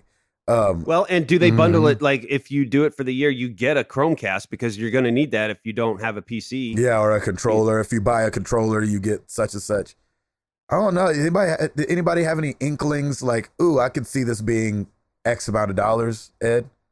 I don't know. It's hard for me just because I'm just not a PC gamer, and so I definitely I wouldn't play it on my laptop. I'm not going to play Assassin's Creed on my phone. You're not? Yeah, probably not. But all those little icons. I know, exactly. Oh, right. Oh my gosh, I'd be murdered. And so, I mean, I'm good with gaming right now. It sounds cool. I mean, the technology sounds cool. I'm interested to see what they're doing with it. I just don't have the foresight right now to see how that might reel me in. Who knows? It could be like Days Gone, where at the outset, I'm like, nah, not my thing. And then down the road, I could be all on board. I don't know. Chris, I'm right there with you. I have no idea. Yeah. Chris, what do you I'm think? right there. I'm right there with you, Ed. Sorry, you said Chris, but No, you're fine. I figure I'd rather than be super redundant later. Do it now. As far as the pricing structure goes, man, I really have no idea, because part of me thinks like, okay, I could see it totally being just similar to how it is today, where you just, if you want that game, you buy that game. Because one of the big features that they kind of showed a little small tech demo of is like, you could be watching a trailer on YouTube, and when it ends, it goes to that screen where you have all the annotations where you can do whatever. One of them was play, and what they were saying was you can click play, and within 5 seconds, the game will be streaming on your desktop if that's where you are. Right. And you can start playing it. I would assume if it was a buy it a la carte, buy each game as you want, that the way that would work would be like, okay, it starts, and maybe you get to play for an hour before it cuts you off and says, okay, now if you want to keep playing, buy this game, and it's added to your Stadia library. But if their whole thing is about the way that demo alluded to, and kind of how they kept touting was that seamlessness of like, man, we want you to be able to watch something, get excited about a game, and instantly be playing it, and like shorten that amount of time. If you're going to do that and do that well, it almost seems like it has to be a subscription, because then you're never limited by wait, now I got to go to a cart, and I got to put in my credit card, and now I got to buy. Like, it eliminates all that if you've already paying for a subscription. Anytime there's a link, you just click it, and as long as it's in Google Stadia, you're just playing it, and bam, you got it. So okay, what could be really cool? Go ahead. Sorry, I was just gonna say that. So in that sense, the subscription makes the most sense. But I mean, it's gonna have here in the beginning, it's gonna have an uphill climb, anyways, just because of the fact that it's streaming based only. So I don't know if that's the better play or not, because they're gonna have to be paying their partners to be part of this. Yeah, I'm thinking 2 things now. One, the way that you access your account is through your Gmail or Google account. So you will have to set up a Google account, and that's smart, because then that gives you Gmail, that gives you YouTube, that gives you all these other things. That would be what I hope they do. That way you're not signing up with a different, completely separate Google account. If you can just use your Google account, that's huge. Number 2, I have a feeling this is going to be kind of like how with web development, you can either pay an annual or a monthly fee, because what we're essentially buying from them is server space and server speed. Because if this is streaming, then it is going to be a lot like a web hosting service where, and those can range anywhere from $30 a month to $300 a month, depending on, how pimped out your server is. So my feeling on this is that it's going to be exactly like that. And hopefully the way that you would be able to sign in would be through your Google account. All right. Good talk. I wasn't sure if you had more you were going to add on to that. Yeah, me too. Did I thought you were mention gonna I have keep a going. puppy? Yes, you did. Speaking of which, Lauren like just like 5 minutes ago opened up the door and like held her up, and I'm like, oh no, that's all you. Yeah, I you know get to that's go. right. I'm doing Right. something. You get to go take her out now. I'm podcast. I got a thing. I got podcasting to do. So I'm like, I've got this huge grin on my face right now. I'm like, ha ha. Yeah. This is what you get, people. Oh man. But it was very cute. She opens the door and she's just holding her up like Simba. I'm like, no. So what are you thinking prices and any of that stuff, Gabe? Or do you have any Man, thoughts? it's one of those things where like because it's Google, I can see them launching it for free. Yeah, that's the other thing. They definitely have the yeah. money to just float this along for the first 4 years or so, which they're probably going to have to do. Wouldn't be a bad idea. Yeah, especially. I mean, it's kind of like Pixar, right? I mean, Pixar ain't make anybody for the first 5 years either.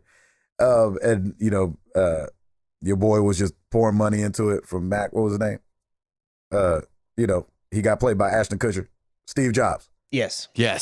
Steve Jobs just writing checks to keep Pixar going. And so, you know, for me, I could see like if you want full adoption, I think you have to make the controller, you know, between $30 and $50, and the subscription. The hard sell for me, I know a lot of people use Chrome, but I think the hard sell for me is how to get you gaming where you're used to gaming. You're used to gaming in the living room. Yeah.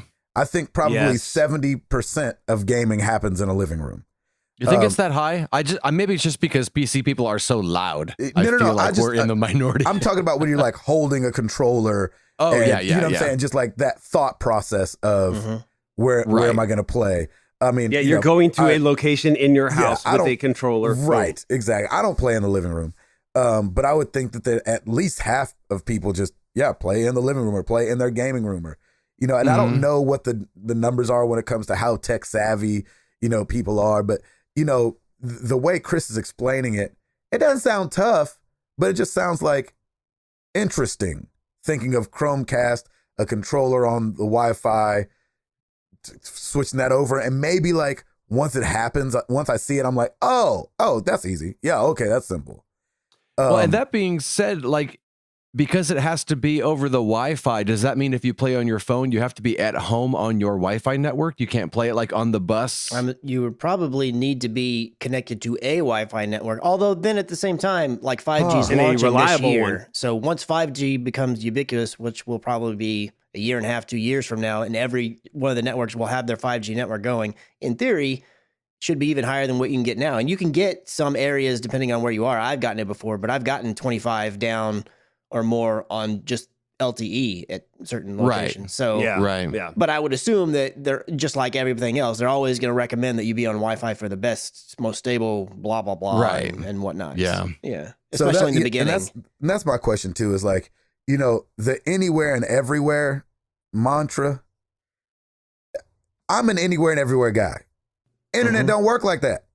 Yeah. Internet is not anywhere and everywhere. Oh yeah, not you experience fast. that firsthand everywhere you go. Yeah, not fast. And so I wouldn't be surprised. Did they say the controller was only Wi-Fi, or is it dual? Like it can be Bluetooth and Wi-Fi. My understanding is it's only Wi-Fi because when you're using it supposedly should only work with Stadia, and the reason that it works better than other controllers in theory is that because it's connected through Wi-Fi and it's going directly to the server just from the controller to the server, you're not having to filter through the computer, which in theory helps with lowering latency even more. Yeah. Did they show the controller or a schematic of it at all? Yeah, they showed the controller. Yeah. Oh.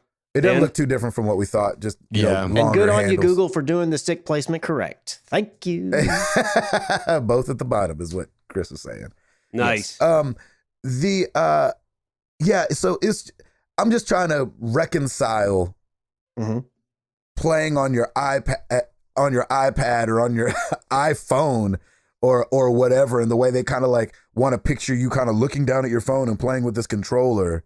Like, where is that? Yeah. Is that honestly, like in the bathroom me, I don't at work, or is that like, you know what I'm saying? I'm just trying to figure out. Yeah, I'm just trying to figure out exactly, because as a guy who really wants to do that and has tried remote play with my PlayStation, which is essentially what this is, God mode of remote play. it just don't ever work for me like that. For some strange reason, I could never get my Vita to remote play well. Like it just wasn't happening. And so now it is Google. It is, 7 years from when I was trying that or whatever, 3 years, 4 years from when I was really actually trying to pursue that. And so I understand that things have gotten better, but that doesn't mean that internet is better everywhere. Right. Internet is not better everywhere. You know what I'm saying? So even your phone, I don't know, like if I did a speed test on just my LTE, I'm going to do it just to see what it is. And they need down 25 and up, whatever it is. I don't know what it's going to be. I think you're right, Chris. I don't think up necessarily matters. Yeah, and I think that makes a good point. I just don't know how it works if you're the thing's got to be on Wi-Fi. But anyway, there's just a lot of questions. I'm with you. The one thing though, like I don't want to play games on my phone or iPad that are the same games that are on my console. Like I have my games for my iPhone and my iPad that I like to play, and I don't kind of cross-pollinate that. Like I wouldn't want to play Assassin's Creed on an iPad or on my phone. I would want to sit down in my room where I always play games and play games there. And like, so I don't need the mobility of it. And as you said, Gabe, because when you're mobile like that, the internet is going to be spotty everywhere you go, unless you're at your house you've got your configuration all set up and it's good and everything's working right. But when you're mobile like you are, it's like you're going to have really crappy spots, little to no Wi-Fi. Right. So how does that affect you? And for me, then I just go to playing my games on my phone and my iPad. I don't need, that's what it's for. Like they build games specifically for iPads and phones so that it's, it saves battery and everything. Yeah. Yeah, it's touchchscreen. What was your LTE on your phone, Gabe? Go for it. I was just about to send you a screenshot. I was going to say, well, shut my mouth. Download was 58.25. Upload though was 0.91. Ooh. Yeah, I got 23.9 down and 5 up. I'm on 1 bar here at the house. Yeah, I'm on 2 bars. So 58 down though is higher than I thought it was going to be. Tell you the honest truth. That's definitely better. But the up, there's going to be some lag on that input. That's for sure. Oh yeah. And nobody thinks about that either, too. That's the funny part. Like when I moved into this house, I need good upload speeds for uploading for files and all that stuff for web. And I had ended up having a Comcast tech come out, and he went down and checked the pod and realized that one of the fuses was out for the uploads or something like that. Because nobody pod. Not gave me a bunch of jargon. Upload pod. Yeah, he said the old load not the upload pod. ain't working right. No, the pod where all of your wires get connected to. The Fluxinator doesn't messed up the pod. Right. The Ajax Legends just got uploaded. Ajax Legends was unplugged. Right. No, what I'm saying was the Comcast guy was like, yeah, that's interesting because you're the only person on this block that probably would even noticed anything like that because nobody cares about upload speeds. They care about download speeds, but I need upload speeds. So once that happened, my uploads like doubled and tripled, which is great, which is exactly what I need for me at the house. That's right. That's the problem too, is a lot of people have Comcast and so Comcast is going to have to step up. Now I haven't had a ton of problems with Comcast, but a lot of other people have, and like if they're going to keep pushing the way they're pushing, they're going to definitely have to step up with the game, which means you're probably going to get a price increase there too. So I don't know. Price point's going to be huge. It's all a great idea. It just feels to me a little. It's future thinking. It feels early to you. Yeah, it's definitely future thinking. I like the idea of that. Definitely future thinking, and I appreciate that. Yeah, it it's just impressive. doesn't feel like the thing yet. Yeah, I mean, it was cool to watch him go from his phone to his pad and pick up the exact same game in the exact same place to his laptop to his TV. That was impressive, but I'm not going to be doing that. Right. And I don't think most people will. Like, why would you ever need to do that ever? Right. Oh, I was in the car? Or, I was in the bathroom and wanted to just keep playing a little Assassin's Creed Odyssey. Oh, yeah. Oh, good. There's a red light. Let me go liberate this town. Yeah. So, sometimes it's like the function outweighs the thing that you're wanting. You're like, okay, I'm able to play these games where I want to now. Yeah. So are we just adding? But for me, where I want to is right here. Where we're at. Right. Is what I'm trying to get at. Like, I think a lot, like, if I wanted to take my game that I'm playing on the TV on the go, then I would get a Switch. You know? Yeah, I would take Zelda with me everywhere. Exactly. I know, but this is saying you can't play on the go either. Right? Or am I wrong about that? Like, would you be playing on touchscreen without the controller? No, I it don't had think like so. a controller, like the phone was like stuck into a controller. But the controller, if Chris is saying right, needs to be the on controller Wi-Fi. is still needed Right, somewhere. right. What Wi-Fi? Exactly. Down the street. And to be clear, I never heard them say it requires Wi-Fi. I'm just saying I'm betting that's what it's going to say. Yeah. I don't, okay. I don't It know could be that. Bluetooth. Oh, I thought they had said it. They may have, because again, I didn't get to catch the entire thing. But I'm just saying I'd be willing to bet they're going to say, "Hey, you need to be on Wi-Fi for if you're on a phone or tablet I or feel something like I Bluetooth remember- connection." I didn't hear them say that specifically. I'm remembering it that way, Chris, but I don't. Mhm. I could be wrong, but for some reason that sticks in my head that Wi-Fi was what they were doing. But that would make sense because with the whole 25 megabit requirement for, granted, if you're on a phone, you don't necessarily need 1080p. But what I'm saying is there are a lot of areas where you can't get that on your over LTE for some people. Kind of Yeah, thing. I mean, we But were in the 5G doctor's. is going to be rolling out this year. I think Verizon's already doing it. Every other network's going to have it as well. And who knows, maybe 5G is twice as fast as this. Yeah, And then it's just as powerful to where you can be on the bus or whatever, or waiting in line for your Uber or something, and you're like, I want to whip out my phone and with my little controller thing and attach it and do whatever. Who knows? That's what Yeah. I'm saying. I just don't know what the connection between the phone and the thing do we is. need it that bad if we're waiting for an Uber? Like, do we need a game that bad? You know? I mean, Yeah. gamers game. You know what I'm saying? Gamers yeah, I mean, game. That's true. we were at the doctor's office and went into the waiting room, and all of a sudden had zero cell phone reception, and it was like, I was gonna play it. I guess I'll play balls, but Yeah, exactly. Yeah.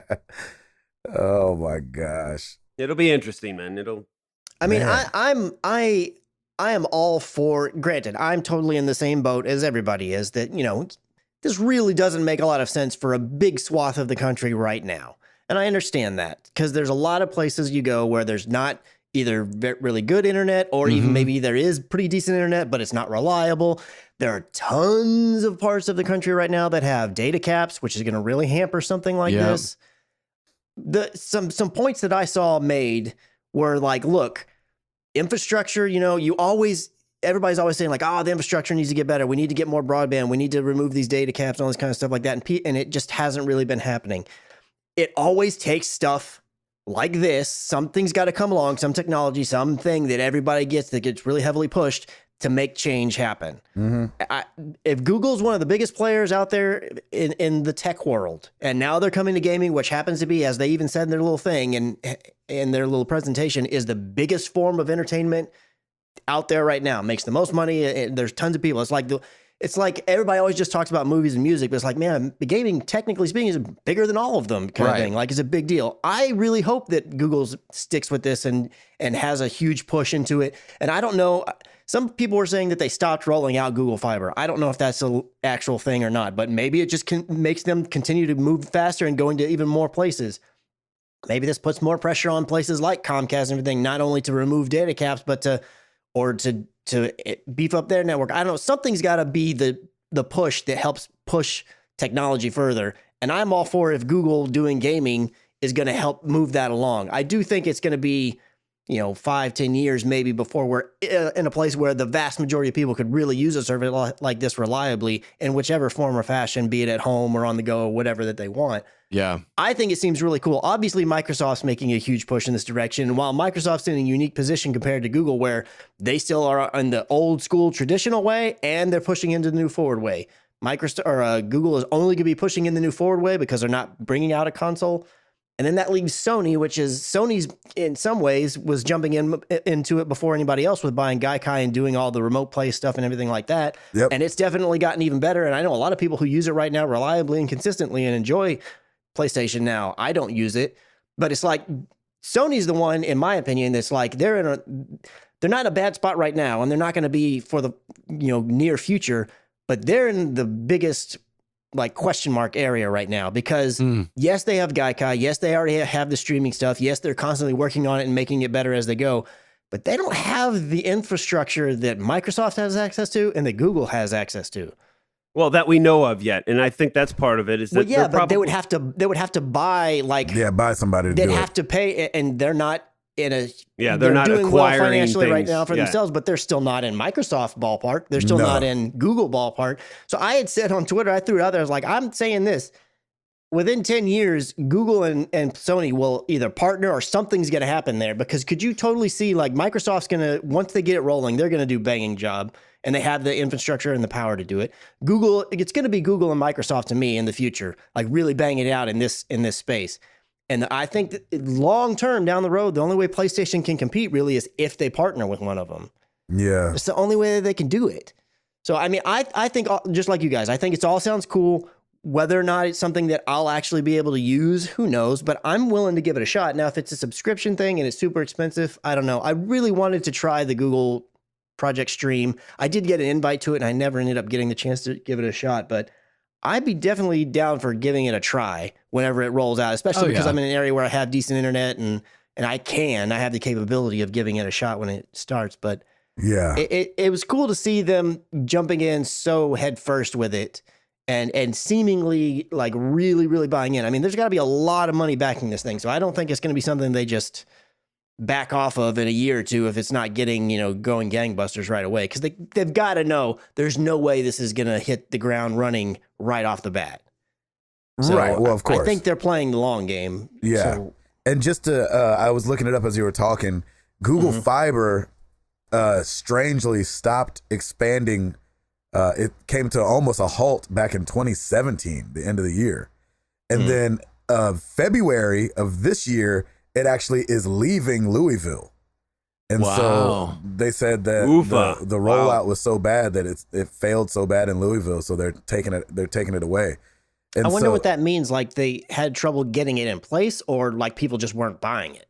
I would imagine just that people weren't buying it. It says the gigabit internet service will shut down in Louisville on April 15th of this year. Wow, why would people not get that? Yeah, why would you? Like I remember when so they're in Austin, and I think they were coming, or maybe they already did to San Antonio, and I kept saying, man, if they I don't understand why they weren't coming to Dallas, but two, I was like, if they come to Dallas, I will push hard to move wherever their service is. Wow. Yeah, because I would totally do that. Of Yes. course, back then, gigabit wasn't available any other way. Now it's a little bit, there's a couple different ways you could get it here. Right. Now, but Gabe, Yeah. are they still setting it up in Nashville, or is it set up in Nashville? Because I know Listen. I know we didn't get it in Williamson County. We were like every other city, man. We were making shirts and everything. I think it came to Nashville, but it was slow on rolling out. And so, even when I Google it, it's like, still talks about Nashville and 3 years in the making and all this business. And I think it's just not as easy as people think. You know what I'm saying? And I know I'm not saying Google took it for granted, but I mean, to say, hey, we're your new internet provider, guys, that's a big thing to do. That's a lot of wire to run. That's a lot of everything to, when you've got this infrastructure there for all these other things already. So, but I don't even know. They said they released a statement said we're not living up to the high standards we set for ourselves or the standard we've demonstrated in other Google Fiber cities. Over the years, we've said a lot of hellos. Today, we're saying goodbye to one of our fiber cities, Louisville. We're going to miss you. Please head to Google Fiber blog for more information. Wow. So I not only that, just the physical, like laying down the lines and getting it run, all that kind of stuff. Every different city and municipality has all these different rules and regulations. I'm sure all that's a nightmare just to deal with that as well. Oh, just codes and permits. Yeah. And everything. So even coming, there's the huge hurdle of just coming to new areas, but I can't imagine what would have caused them to leave an area. That's insane.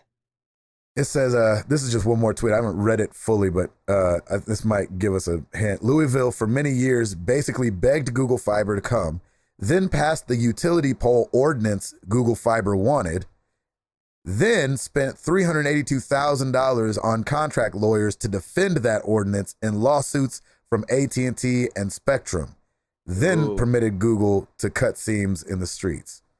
So it seems like, like you're saying, it's even beyond the physical laying down of things. There's But it all also kind of sounds laws like the and city ordinances. gave them everything they needed to operate, and they're Yeah. And then Like, why are you and then leaving? no, because AT&T just pushed back. Yeah, AT&T and because Spectrum must have pushed Spectrum are pushing so back. hard. So like Big Brother is there, and they're like, whoa, no way. And Yeah. so they've got the power in this area because they're already here. So But didn't they say they Wow. passed all the stuff still and still Yeah, they the, said they did. the They did. city And did.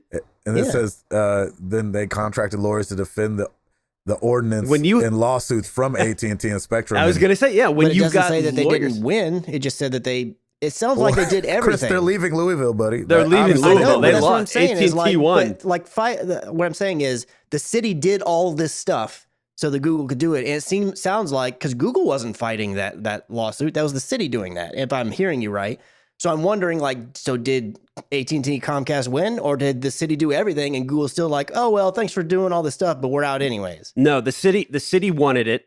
AT&T came and sued the city. The city had to hire lawyers to try and defend it, and they lost because now Google's So gone. that thing said that they lost to Yeah, AT&T.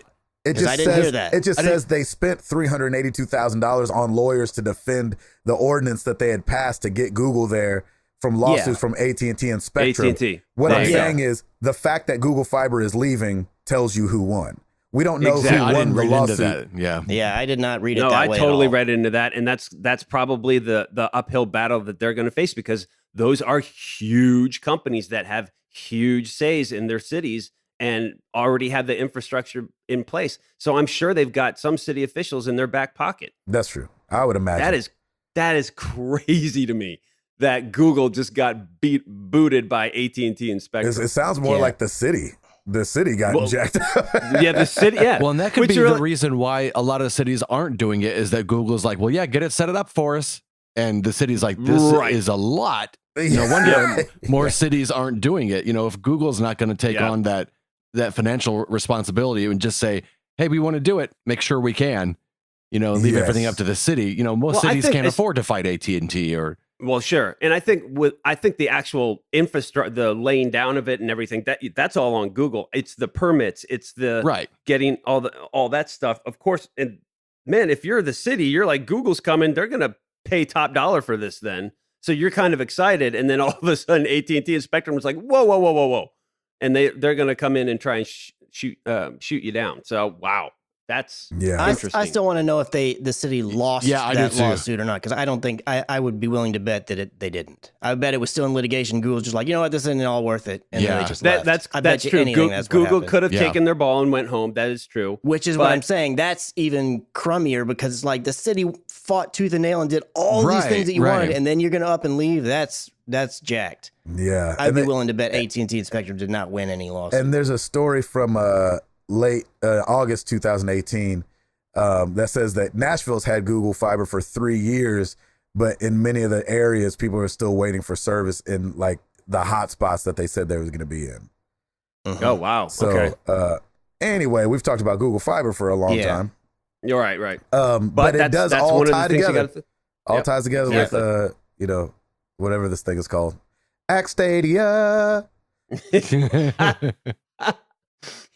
I had another quick story, but I think Stadia takes it. Takes the cake. Yeah, for this episode. Ed, you don't have anything. Nothing over here.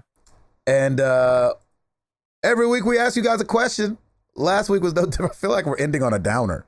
Like I feel like Google Fiber was not the foot to end on.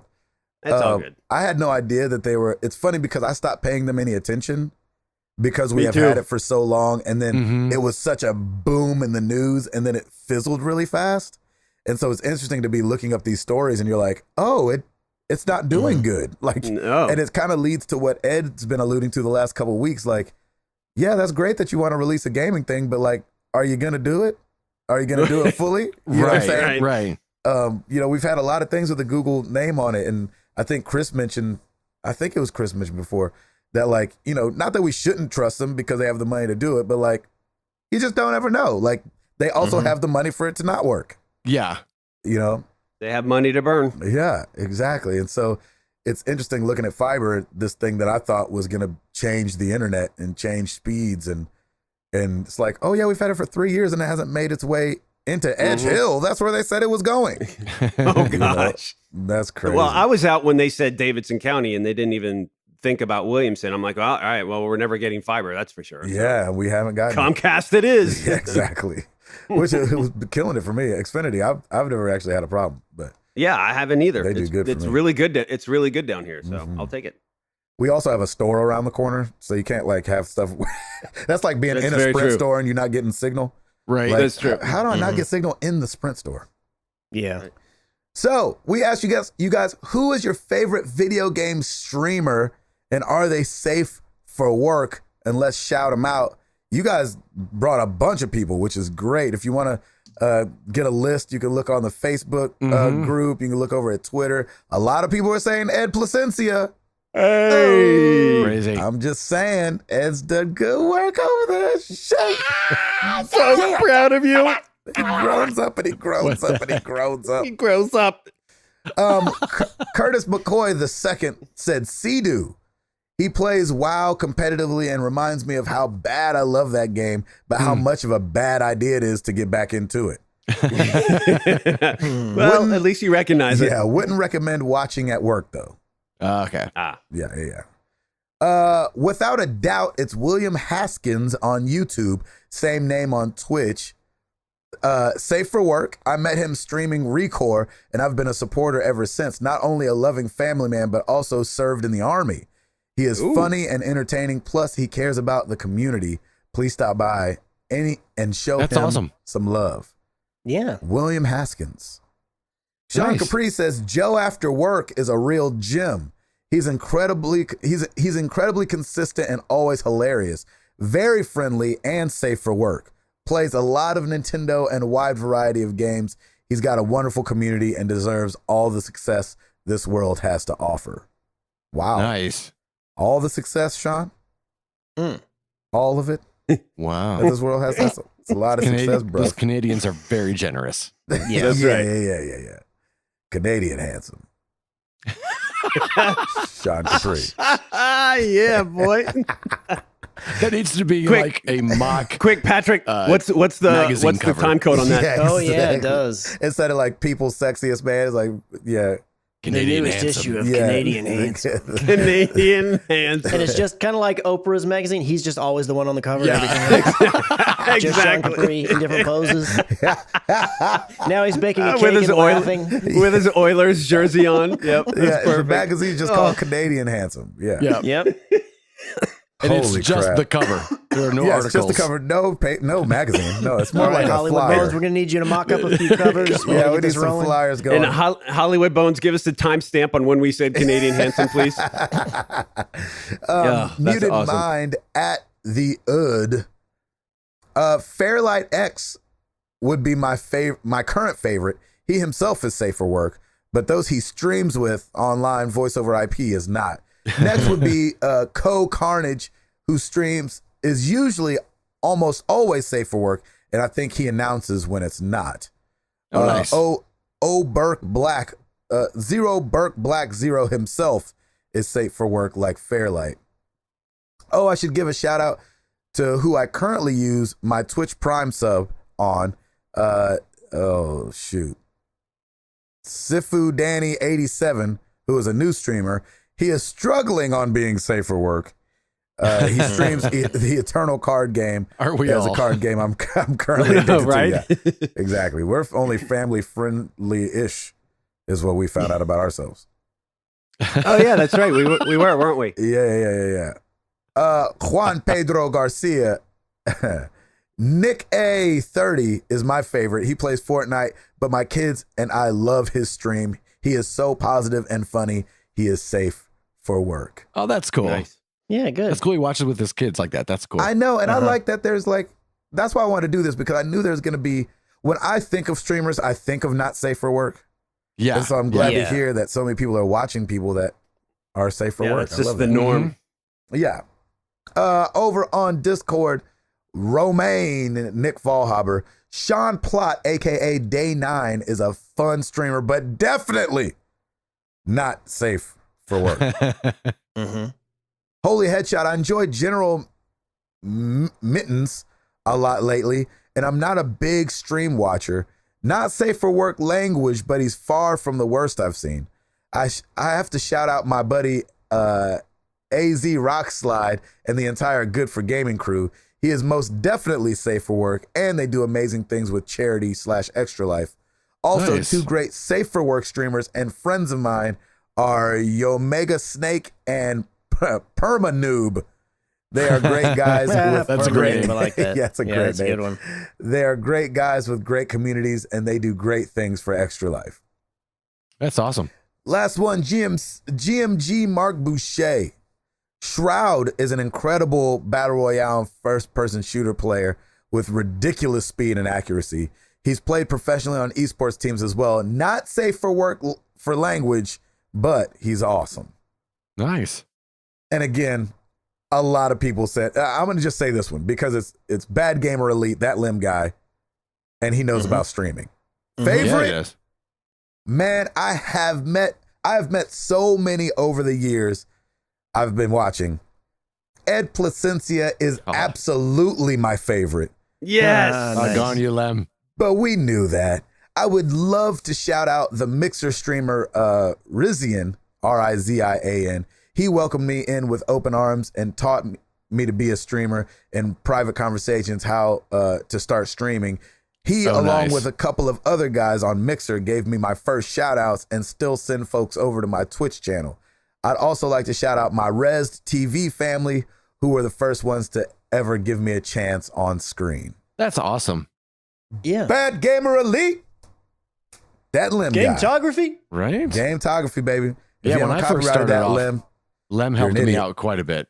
really? Yeah. So that's cool. That Cool is to hear cool. who helped him out. Yeah, and who his favorite is, Edward. Hush. Yeah. Hush.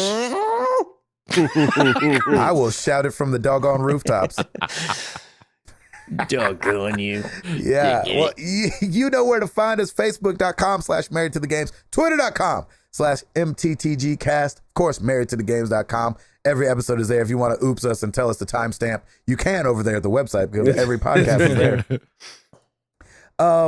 Unlike Ed saying, youtube.com/married to the games. And on Patreon, patreon.com/MTTG. And if you haven't subbed or used your Prime subscription for Twitch, go over to twitch.tv/Ed Placencia and drop a sub and turn on your notifications like I do. I have my notification. I know when he's going to stream, and I still have my notifications turned on. And I get a ding every day. Bing, Ed's playing. And sometimes I can hop in, sometimes I can't. But when I can, I do, and it's a good time. We need to get And a little... sometimes we say, not today, Ed. Not today. Not today. Oh, that's what's going on over there? No, thank you, sir. Oh, that's what's going on. Thank you, over there. but no. Thank you. No, thank you. Oh, my gosh. And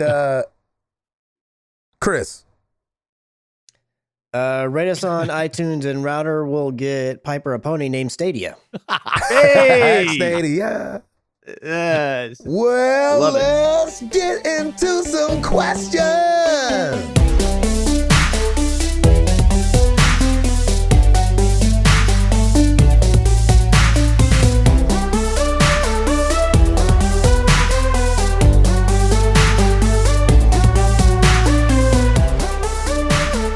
All right, we don't have a ton of questions, which is probably a good thing because we're running out of time. That's so true. We'll go right through this. Discord, Lord Zucker, what is something you rely on your wife to help you with? Aside from my Hawaiian shirt collection, I don't get new clothes without her fashion sense to guide me.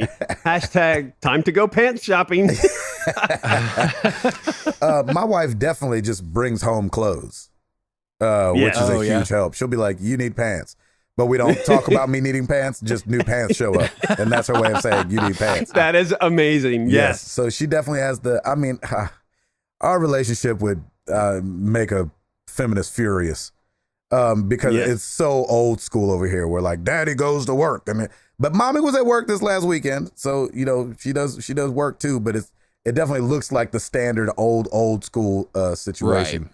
where she buys the clothes, she buys the groceries, she cooks the dinners and all these things. But a lot of it is just because that's the swing of things that we're in. I'm gone. most of the time. So Right. it's on her to handle it. So, man, I lean on her for a lot, man. She keeps this house moving, period. And so, you know, I've had the kids over the weekends before, you know, maybe when she goes to Palm Springs, you know, I had them for 4 days earlier this year. I had them just for 1 day last week. That job ain't no joke. Being a mom is serious. So she's a beast though, man. And she keeps it moving. That's awesome. That's for sure. Yeah. That's great. Shout out. Yeah. What about you, Edward? Sarah teaches me a lot about social media and just how it works and how to best utilize it. And so she's really good at that. I've learned a lot from her just as far as navigating and promotion and stuff like that. Nice.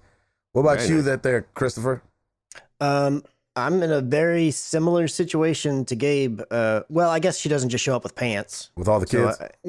And not necessarily kids, but like Stacy tends to handle most of the like dinner stuff unless we're doing, like if we're going to do something that's grilling, like I'll go handle the grilling kind of stuff. She's the decorating at our house. She did all of that. Like I don't understand. And she needs to make those decisions and she's really good at that kinds of stuff. She helps me at stuff with work. Like if I'll bounce ideas off of her or I'll like say, hey, you know, here's the situation I'm in. Like this is how I'm thinking about handling it. Like, what do you think? And she'll give me really great advice a lot of the time. And don't you feel like too, just to interject, because you said the thing about the house, I don't feel like I can learn fashion. So I don't know if it's just that she pays attention to it so much that she knows what's going on. Yes. Because I don't feel like I can learn how to make a house look good. Jenny just innately has it in her. Or is it that in her spare time, that's what she spends her time looking up instead of video game news like me? Well, I know Stacy would say, she's like, oh, I'm not very good at figuring things out for interior decorating, but I think she's great at it. Like she thinks her skills are, you know, subpar. She's constantly thinking like, oh, I need to talk to my friend so-and-so because they'd have better ideas than me. I was like, every idea you've ever come up with has been great. So I think she just kind of has, and you know, she's a bit in that world. Like she'll look at stuff and like when we go down to Magnolia, like she's looking at the stuff there and we watch a lot of Fixer Upper shows. So you kind of start to learn and figure things out, or she does, I should say. But much in the same way, like just by being in the video game world, like if she's got a question about Overwatch, she just comes to me and asks because she knows I'm going to know the stuff. Even if I haven't played a character, I'm going to know all about the character and what they can do. And because it's just kind of what I am interested in. But she's the perfect other half of me. Like we complement each other very, as very it well. should be, man. Yeah, that's awesome. There you go. I love that. I rely on my wife to guilt trip me into getting new puppies. No, I will say in reference to that though, my wife has always been kind of the forward thinker of the family. I've always resisted, like, you know, get in the past when we've gotten our houses. I've always been like, no, we can't afford it. We can't do this. No, we can't do that. She's always coming up with, hey, you know, this area is great. I think we can afford this here. And, you know, here are my reasons, blah, blah, blah. Like she does her research and like, is like, this is why I think we should move in here. And I've always kind of resisted a lot of those ideas. And she is right 100% of the time. And I'm just like, I love that because I like routine. I like the status quo. And another classic example is this week. Hey, we get a new puppy. I know she's going to bring us a lot of joy. She's already brought my daughter a ton of joy. And I just kept refusing. And I know that it usually turns out perfect. So I love that she thinks that way. And she's always kind of thinking outside the box and she's forward thinking. And I love that. Yeah. She's very creative too. Yes. And she definitely is buying me pants. That is for sure. Like, I'm like, she's a fashion merchandising major. Of course, she's going to help me with all that. And if I look terrible, she's going to tell me and then correct it for me. So it's great. Love it. There you go. Beef Master Sarda, you have been selected to be part of the first team to land on Mars. What personal keepsake do you choose to leave on the surface for all future generations to see? Should we all collectively say the Bible? Gideon's. Yes, Gideon's. What am I leaving on Mars? What personal keepsake do you choose to leave on the surface for all future generations to see? Yeah, NES probably. Ooh, there you go. Chris? Man, I'm going to go left field. I'm going to say guitar. I'm going to leave a guitar. Ooh, a little music. Yeah. I like that. Edward? I'm gonna leave a Chemex. Ooh, yeah. Ooh. Yeah, you are. What about Nice. you there, Tim? The PlayStation Last of Us bundle. Oh my gosh. I thought he was gonna say the new puppy. The new puppy. You should've said the no. new puppy. No. Man, shoot, I don't know. To be honest, What's the name? Sparkle Butt McFlurry Pants? What was it? Sparkle Princess Sparkle Unikitty. Princess. Man, shoot, Chris, I love yours because the guitar is music, and you're bringing in culture. Like, what else? What else could we add to that would bring? And in theory, you know- don't need anything else with it. Like I'm really hoping that's they can true, find a yeah. way to get the beans, but if they can't, Right, they're gonna be like, what do I yeah. do with this cylindrical thing? Hey, I'll do it Wally style. I'll bring a plant. How about that? We'll bring a plant. So it could die. Wally. Fake So it could plant. die. Exactly. I'll bring a Sweet. fig. Basically, I'll bring in a fake fiddle leaf fig tree. There you go. Enjoy. No, I actually do like my Bible idea. Yeah, I like Gideon's. There's gotta be. You have to I'll put it in stick a with- drawer though. yeah. Yeah, it has to be Make in the sure drawer. there's just a drawer right side- there. That's where they pull it right out. They're side like, table. Got me again. That's right. Oh, curse you, Gideon! You sneaky kids! I can't believe that's still a thing. It's incredible. I know. That's crazy. All right, KT120. What is the most darkest moment you have experienced in a game? Ooh, I like this. Mm. Something that you have played and you had to pause a game, put the controller down, and walk away. For me, Doggone it's between the end of the first season of Telltale's The Walking Dead and a moment in The Last of Us that features the brothers Henry and Sam. People who have played the game know what I am talking about. Mm-hmm. Lord have mercy. Mm-hmm. Great. I love That's this a question. great question. Darkest moment. My memory just doesn't work like that. Like it I just know, doesn't stick right? with me. I mean, Resident Evil 7 was fairly dark. And so I remember like getting into that. I didn't know that, and I don't think there's a spoiler. We didn't get that far, so I don't think I can know, spoil right? anything. But I didn't know that the people in the house were like pseudo indestructible. Yeah. And so the first time you fight the dad, Mm-hmm. and I don't know if you fight him again, but one of the times you fight him in a garage, Yeah. that like after that, I remember being like, dang, that was freaking dark. Like that, Right. that whole fight was like how you had to work that out felt rough for sure. Chris, you remember one?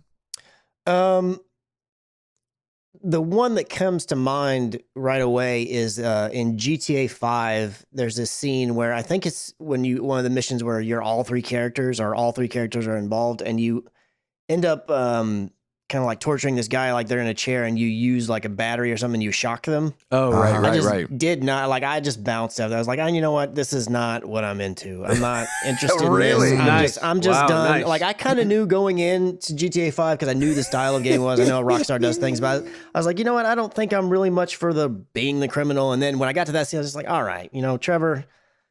No, I'm sorry. I'm done with this. This is not what I'm looking Nice. for my good time. That's Wow. So when you say bounce, do you mean stop playing the game, or you went to a Yeah, I different stopped mission? playing the game. Wow. But to be honest, Wow. I hadn't finished a GTA since Vice City. I mean, I kind of knew. I bought into the hype about like everybody was talking about GTA 5. I was like, doggone it, I'll give this a shot. And I bought in. I was like, man, I should have just known this is not what I'm not into this kinds of stuff anymore. Oops. Yeah, So- I got you. What say you, Edward? I say I feel bad for playing it 3 times now. I've never had a scene that was like so dark that it made me get up and walk away. But I would say there are a couple pretty dark stories in what is it called? Edith Finch. I forget the full name. What became of Edith? What remains of Edith Finch? Well, yeah, what remains? Just because each story is about how a different family member died, and some of them Wow. just some of them it's so dark when you realize, oh snap, this is about a little kid, and you haven't even heard the story yet, but you walk into the bedroom and you're like, oh no. Yeah. So yeah, they do it really tastefully and very beautifully, but it can get pretty dark as well. There you go. Tim? Yeah, I'm trying to think too. I think as far as dark moments for me, I've definitely had a few playing Dead Space.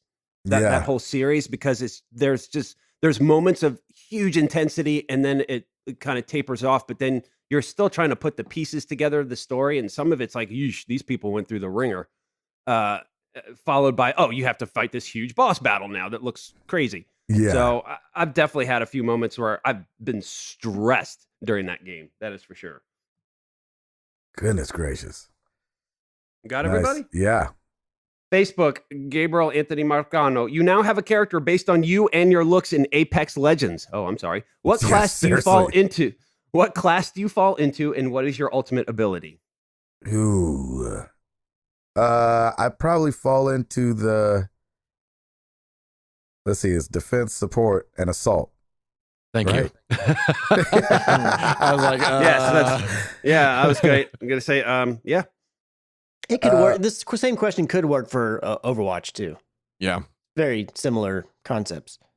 I would say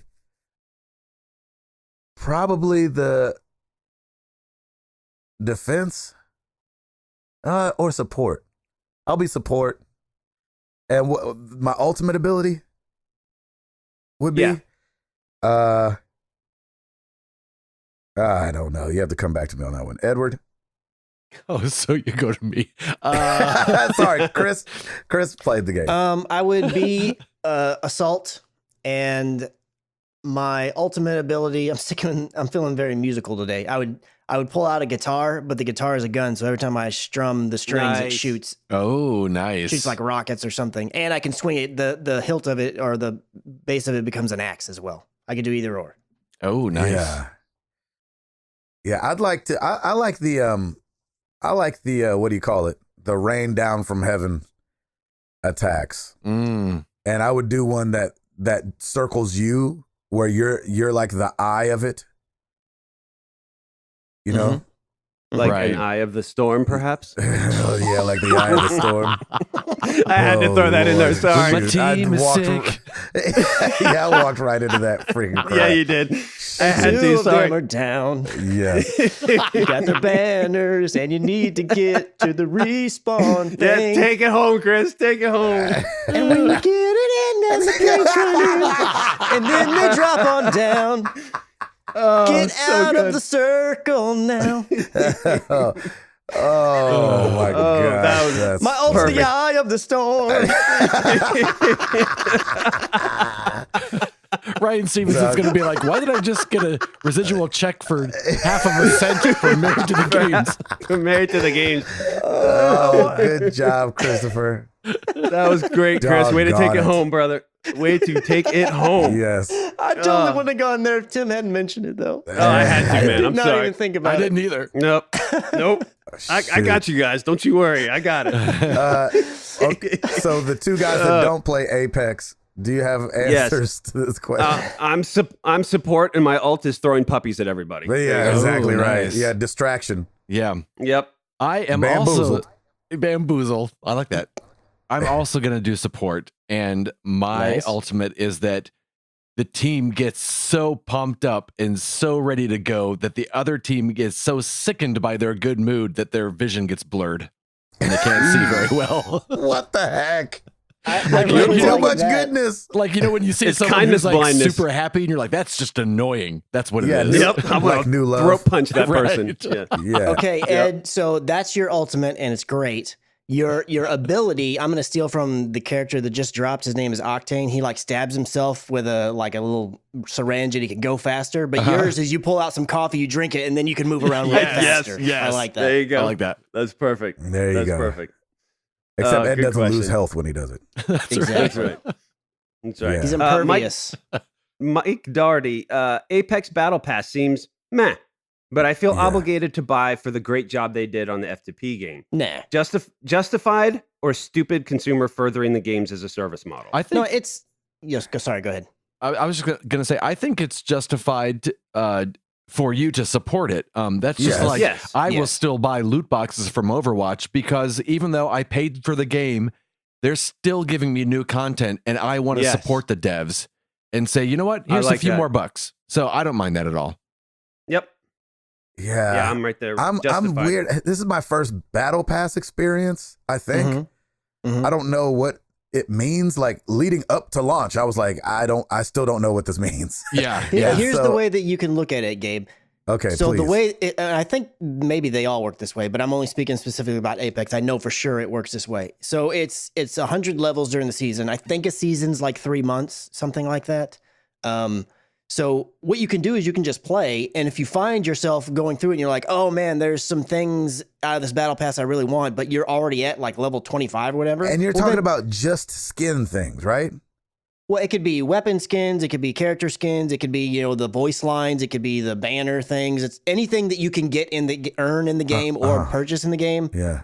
They will drop from the battle pass. So what I'm saying is if you just play, let's say some crazy thing happens and you're able to play a lot the next 2 months. Yes. And you find yourself like, oh, just by naturally playing, I'm at level 75 of the battle pass. Yes. You could buy the battle pass and all that stuff from the levels you didn't when you didn't play, you get it all right away. So if you find yourself like, man, I'm about to hit 100 anyways, just from naturally playing, I might as well buy this so I can get all the stuff. But it's not, you don't have to. You can play the game just fine. You're still going to get just whatever the normal things is and still the joy of just playing the game that you enjoy. It's not, I mean, I think it's commendable to be like, hey man, this is a free to play game. Let me support it a little bit. But and when you pay the don't have $10, does the new character drop automatically or you still have to earn him? yeah, he's not part of the battle pass. You either can buy with real money or just the tokens you earn in the game. Like I already had plenty of tokens, so I just bought in the day he dropped with the in-game tokens.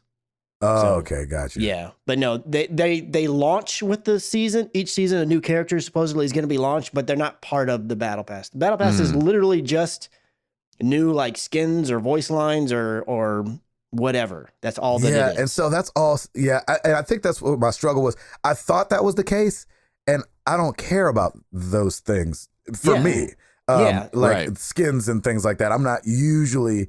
You know, there's been very rarely, and of course too, I'm a May main on Overwatch, so maybe my heart's just been broken too many times. But you know, it's rare that I see something and I'm like, ooh, I gotta have that skin. Yeah. Mm-hmm.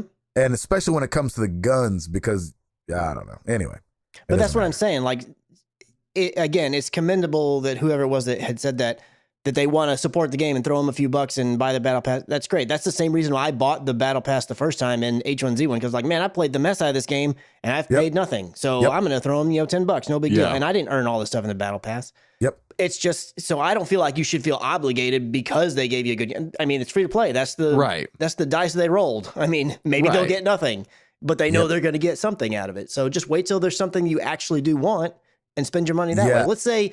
Let's say you're like Gabe and like, oh, there's only one skin in the game I really, really love.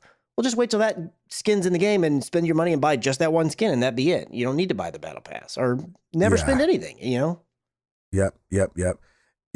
That's good. That's good to know. I've been seeing all this hate about it. A lot of people have been complaining, which, no duh, it's the internet.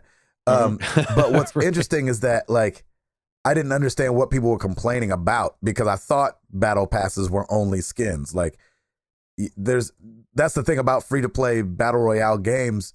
They can't give people a huge advantage for paying money. And so since there's not that, it's like, what are you guys expecting? I did think that the battle pass was going to include the character, which I thought would be a good little twist on That's their what version I of the thought. battle pass. Me too. That's what I thought that they would so come I was with a the bit character. surprised when it wasn't included. Here's what's crazy. If he would have been included, I probably would have bought it right away. Yeah. Oh, that's funny. Yep. Because then you're like, oh, I don't have to grind for the new character. But now you'd have to buy the battle pass and buy the character, which is now, which would be what? Is that $22 then? Or something? Because it's like $12. Honestly, I don't know what the characters cost to buy because I've always just used the in-game currency, so I'm not sure. Yeah, I don't remember exactly either. Bottom line, Ed, I love what you said. If you're enjoying the game, don't feel like you're a stupid consumer for supporting. Throw some money. Yeah, support them. Throw some money their way, and I think it's fully justified. So yes, I agree with that. All right, final question. Twitter, Josh Stapleton at MTTG Street Team. Yeah, 5. I know we've talked a lot about it, but here we go. This will sum it up. 5 years from now, is Stadia dominating the gaming scene, or does it become the gaming equivalent of Google Plus? It's not going to dominate the gaming scene. Yeah, for me, it's too early to tell, but my hunch says it's not going to dominate the gaming scene because you're trying to get into a what's the word I'm looking for? You're trying to get into a network that has been around for a while with Microsoft and Sony and Nintendo, and it is super hard to really get that market share from those people. You're either one of them or all of them, and getting one more in there may or may not work. Well, and too, you have to look at the way, like, what I like to compare things like this to is you've got to have something new happen. And so when MP3s dropped, it still took a long time for that to actually take market share from the music industry. Yeah. Now, once it took hold in pop culture, it seemed fast. But they've been scared of Napster for a long time before iTunes came along. Right. And so, and LimeWire and Kazaa and all these things that were, P2P sharing. And so 5 years is too fast. Yeah. But will streaming take over? Yeah, it will. Will Google streaming take over with a name like Stadia? I don't think so. With a name like Stadia, it's got to be good. And so, so that's kind of where I'm sitting at. Like, I think, yes, this is where streaming's going. This is where we're going. 5 years is pretty quick, but they're moving in the right direction. And at least they can say 5 years from now, like, we started that. That's what they're gonna. That's the most important thing. They're gonna want to be like, we were on top of that already. Yeah, I don't think they'll be dominating the gaming thing, but I don't think they'll necessarily have gone the way of Google Plus either. Yeah, it's gonna be somewhere in the middle, because I don't think they're gonna abandon it like they did Google Plus. And so in Google 5 Plus years, is not a thing anymore. No, officially, no.